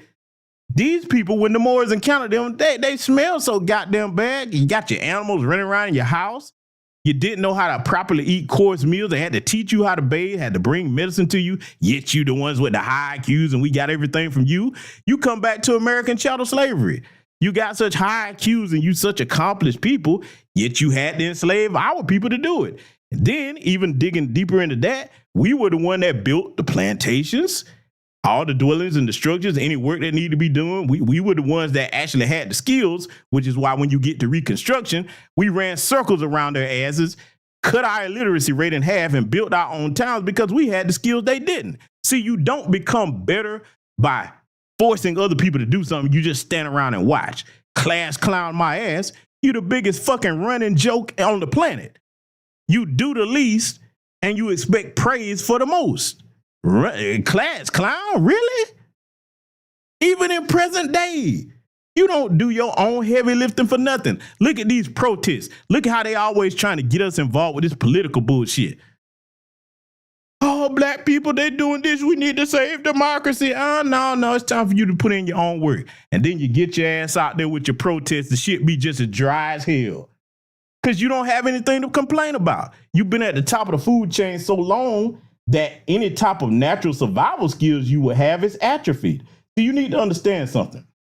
Just as the body atrophies if you don't be active and move around and get exercise, so too does your spirit if you don't exercise that in good faith towards things that are for the benefit of your people and humanity. Your spirit atrophies. You sit on your ass so long using other people to do your dirty work that you don't know how to get up and fight for nothing. Class clown, really? Man, and that's just the tip of the iceberg. Y'all know me, man. They don't like talking to me for a reason. Because when I take it there with something they can't dispute. Let's let it continue. Stand for this country, nigga. I'm not racist. Yeah, I had to play that video for y'all for a reason. Yeah, because he swear he's not racist, huh? Mm-hmm. And I don't care if it was supposed to be an art piece. I don't care what GBS he was trying to send a message. Well, I'm sending one too. Because the bottom line is that type of conditioning, that's where they get that from. He's speaking. Look, even if you want to say, well, that's just art. Where you think he got that from to speak that passionately in that video, huh? Where you think he got that from? Anytime they playing any part like that, and it's so convincing, huh? Where you think they reaching and pulling that from? Oh, they drawing that from the spirits of their clan sisters, huh? The nerve to sit up there and put that propaganda out, trying to critique my people. Bottom line is I'm showing you where the conditioning comes from. Even if you can say, oh, he considered that art and he was trying to send a message, you better believe most of his community really does think like that towards our people. You understand me? Most of his community really does think like that towards our people. But we're not done yet. We got one last thing we got to analyze here, ladies and gentlemen. I know y'all didn't think I was going to leave this out. For you buck dancing Sambos, okay, that's apologizing to the Metcalf family for something you didn't do and you wishing that Karmelo Anthony get the death penalty. You heard me tell you earlier that, hey, there's no retirement plan for a coon. White supremacy always breaks its tools when it's done with them. Many of us have tried to warn you about this, but see, I'm black. What I say doesn't matter because according to your masters that you want to be pets of, we all have low IQs. Okay, cool. I'll accept that. I have a low IQ. I'm going to let somebody from the white adjacent crowd explain to you exactly what they think of you, because many of you saw that one of the biggest Sambozos got his wake-up call, okay? Some of you call him Jason Whitlock, but I call him Bacon Ham Hock, okay? That's what I call him. But see, I have a low IQ, so, I'm not going to really say too much more. I'm going to let the white adjacent community talk to Mr. Bacon Ham Hock here. And by the way, you are a token. Hey, Jason, you're a token. You are in conservative media as a black guy that can confer upon white people the dignity of not being called a racist for having their views. That's why you get paid. And that's why I don't, because I didn't have the privilege of being born black. I was born white, so there's a limit on what I can say. There's a limit on what I can say without being penalized in the so-called free marketplace of ideas. And everybody knows it. Everybody knows it. Everybody knows. And everybody's sick of it, especially in the conservative space, that blacks have had it easy. It is, and I don't doubt that he's a... Oh, Nick, you are throwing one little old tainted taco tantrum. Oh, Nick is mad. Oh, boy. Hey, Bacon Ham Hock, he dressed your ass down. Hey, look, you know who this is? See, we have Malcolm X. He turned into Alabaster X. Oh, Nick, Alabaster X, boy, he going in. Ah, Nick, you are so angry. You little unseasoned taco, you, because you know that's why you mad. You not all the way white. See that Hispanic parent? I don't know whether his father, his mother. Oh boy, he hate that Hispanic parent because he was almost in the club. You know, you can kind of pass for one on with your little goofy haircut there, and you try to talk like them, and it's the Jews, and all the anti-black racism, but they're not letting you in the club, boy. Then he's an incel on top of that. Oh, Nikki. Oh, I'm sorry. Alabaster X, because I got to give it to him. Alabaster X is going to be cooking. Oh, let him continue. Because, you know, I have a low IQ, so, you know, I could never get this message across to the soundboards like Alabaster X can. Let's let him continue. Sincere person. I'm sure he's a sincere person. I'm sure he's genuine.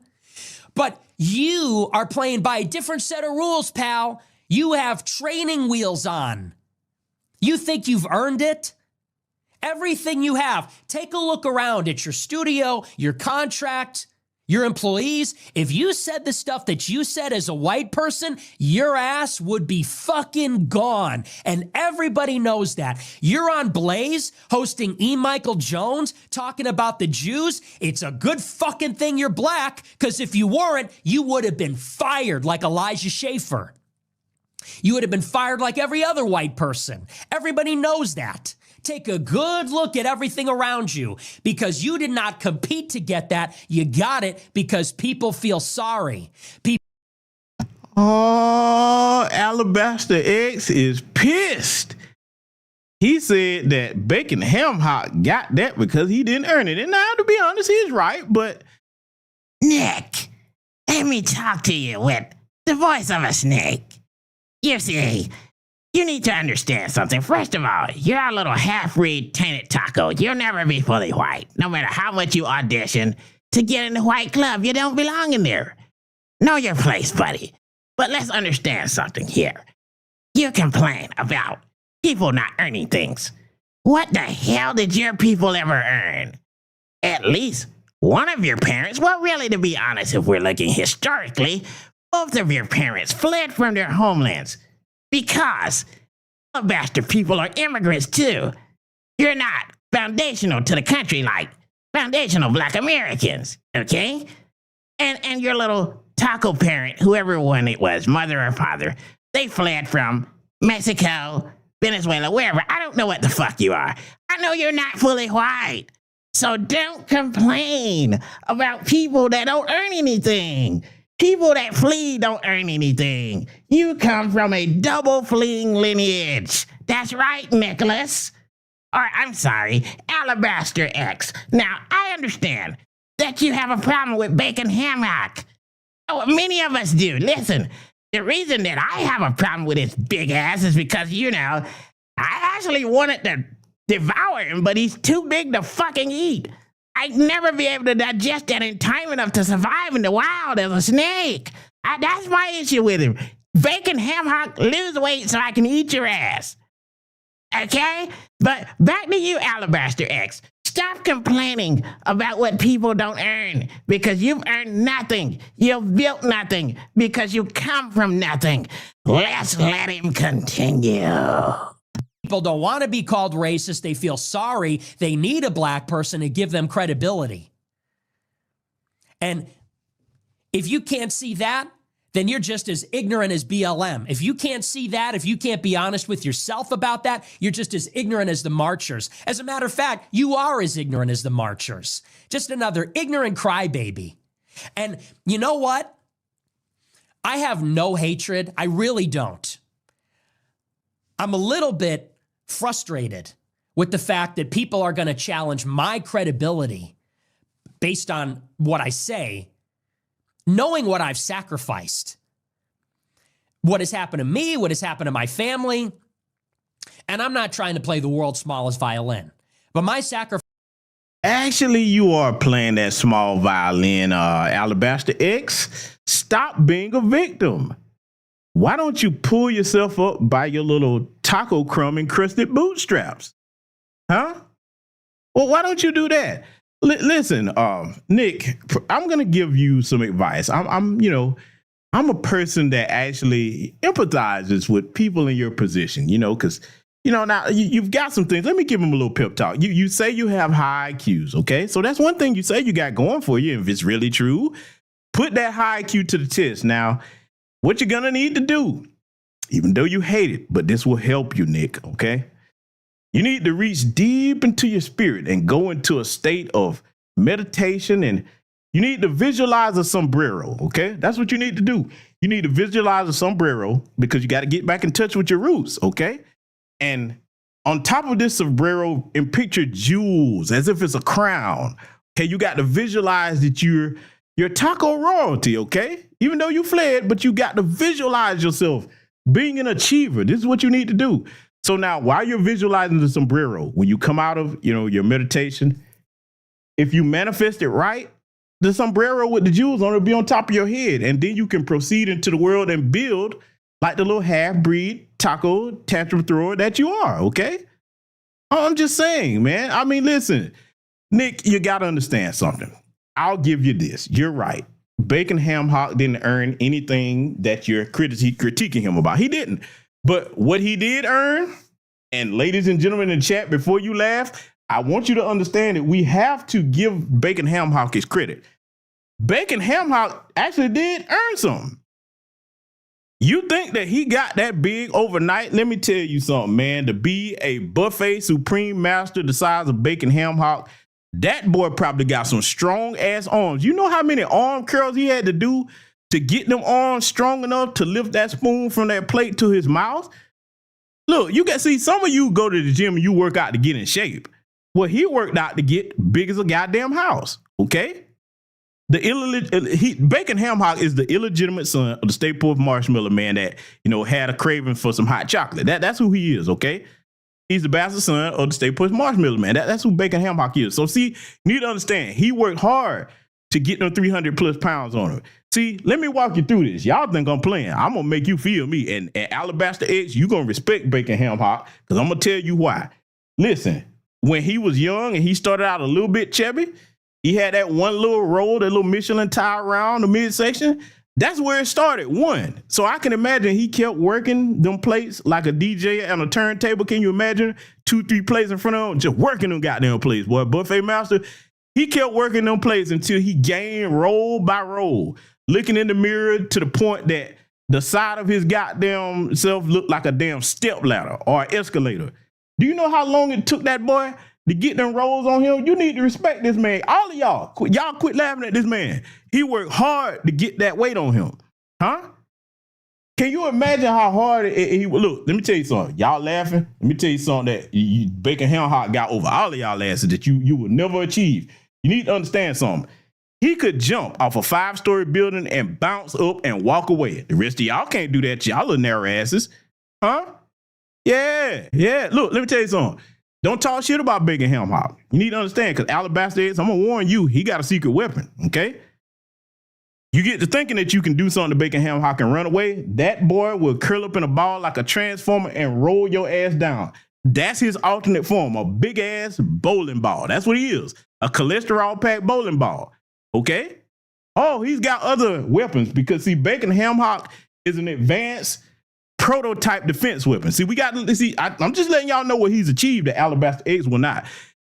Bacon Ham Hock actually has the ability to sweat lethal bacon bits from his pores. See, if you think you're going to exert him and to the point of making him lose weight, think again, that boy will sweat bacon bit grenades in his wake, and then you'll be in trouble, okay?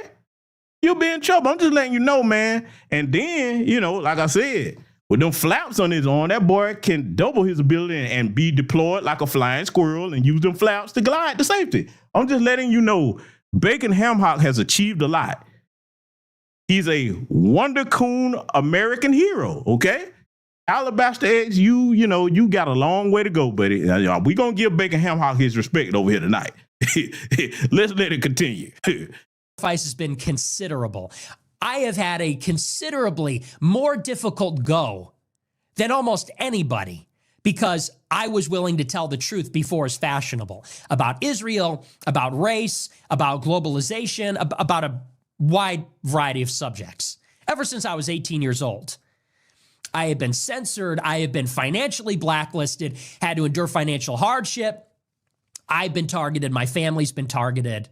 So for some Alabaster X is just whining again. I got to give Bacon Ham Hock his props here. See, you're not really looking at what Bacon Ham Hock had to go through to get where he is. Do you know how hard that boy had to work to avoid dietitians and, you know, all types of healthy programs to get him to eat right? Do you know how hard that boy had to avoid that? Imagine going in the store and shopping for the stuff that you want and having to avoid all that healthy stuff. Oh, man, I ain't gonna let him do bacon like that, man. Nah, bro, you not, no. You gonna give this man his props for what he's accomplished, okay? You got to do it. See, let's go here. We're gonna make y'all respect bacon tonight. When you get that size, do you think you could just go in any store and get clothes that fit you? Come on, man. Oh, man, look how hard Bacon Ham Hock had to work to get clothes, man. This boy got to take 2 and 3 blankets together and take them to make clothes that can fit his big ass, huh? Come on, man. That's hard work. Yeah. It ain't big and tall. It's big and butterball. That's what he had to shop at.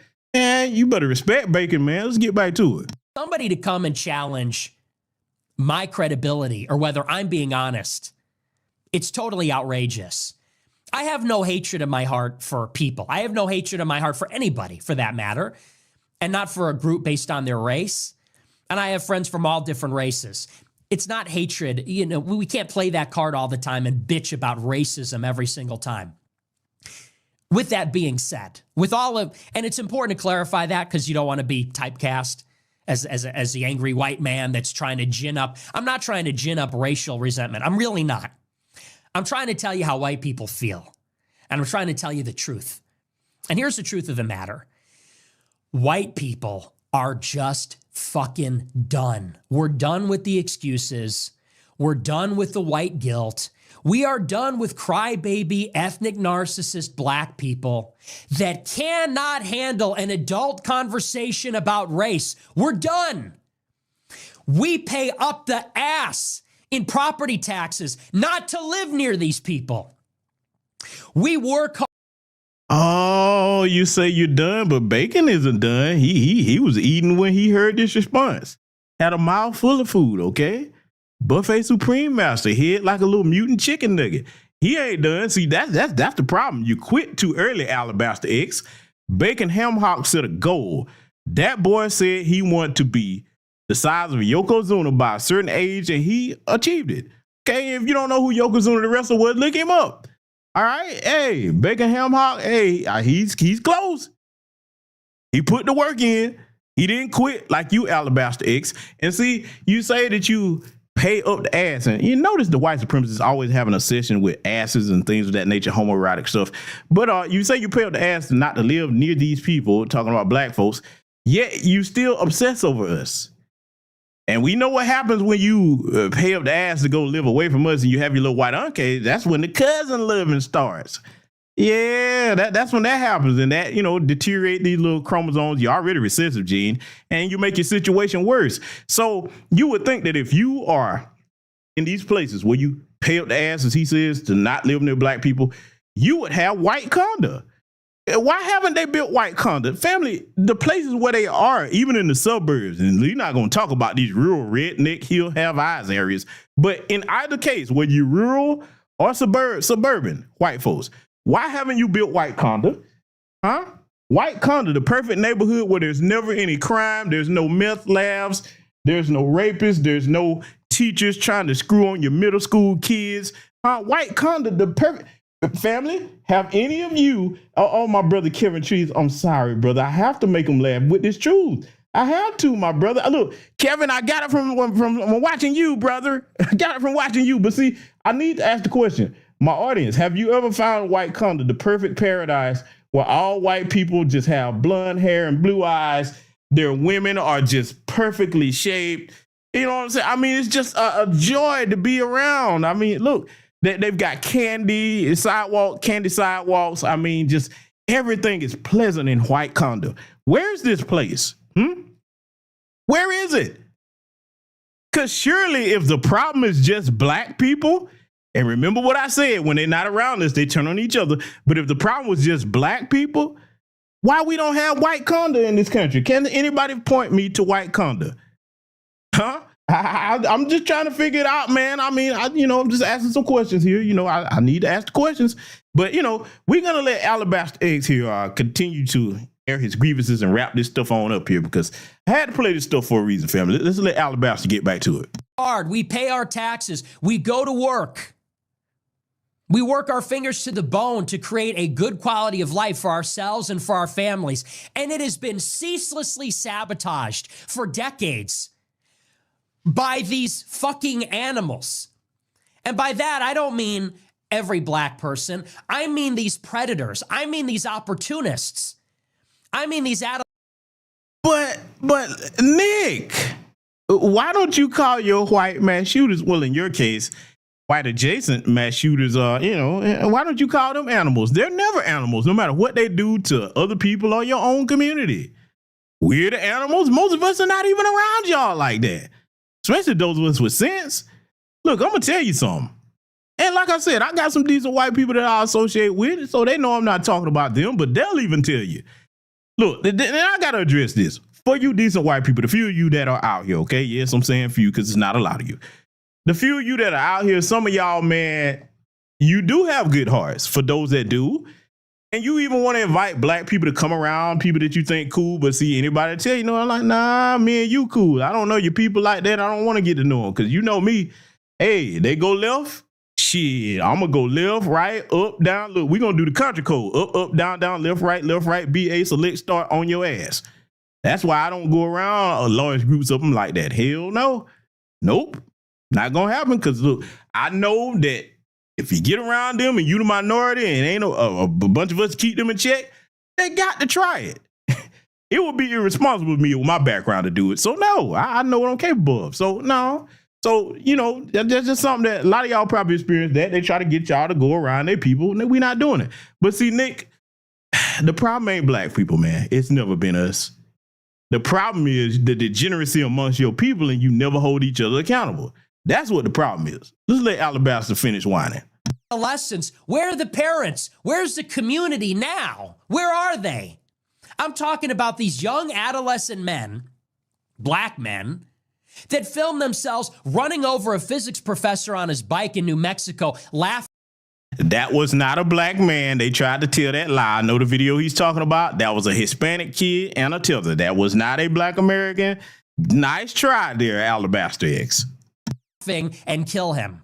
I'm talking about the young black men that break into 20 businesses in Downers Grove overnight and loot the cash registers. I'm talking about the teen takeovers, the gangbangers. We don't want to live near this stuff anymore. And we all know what's going on. We all know who's doing it. We all know what it is. And we're sick and tired of black people not being able to be honest about it, not being able to take any responsibility. It's always someone else's fault. It's always some white person's fault.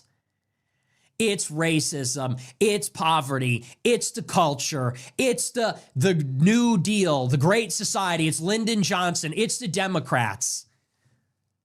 You know what? No, I think it's you. I think it's just you.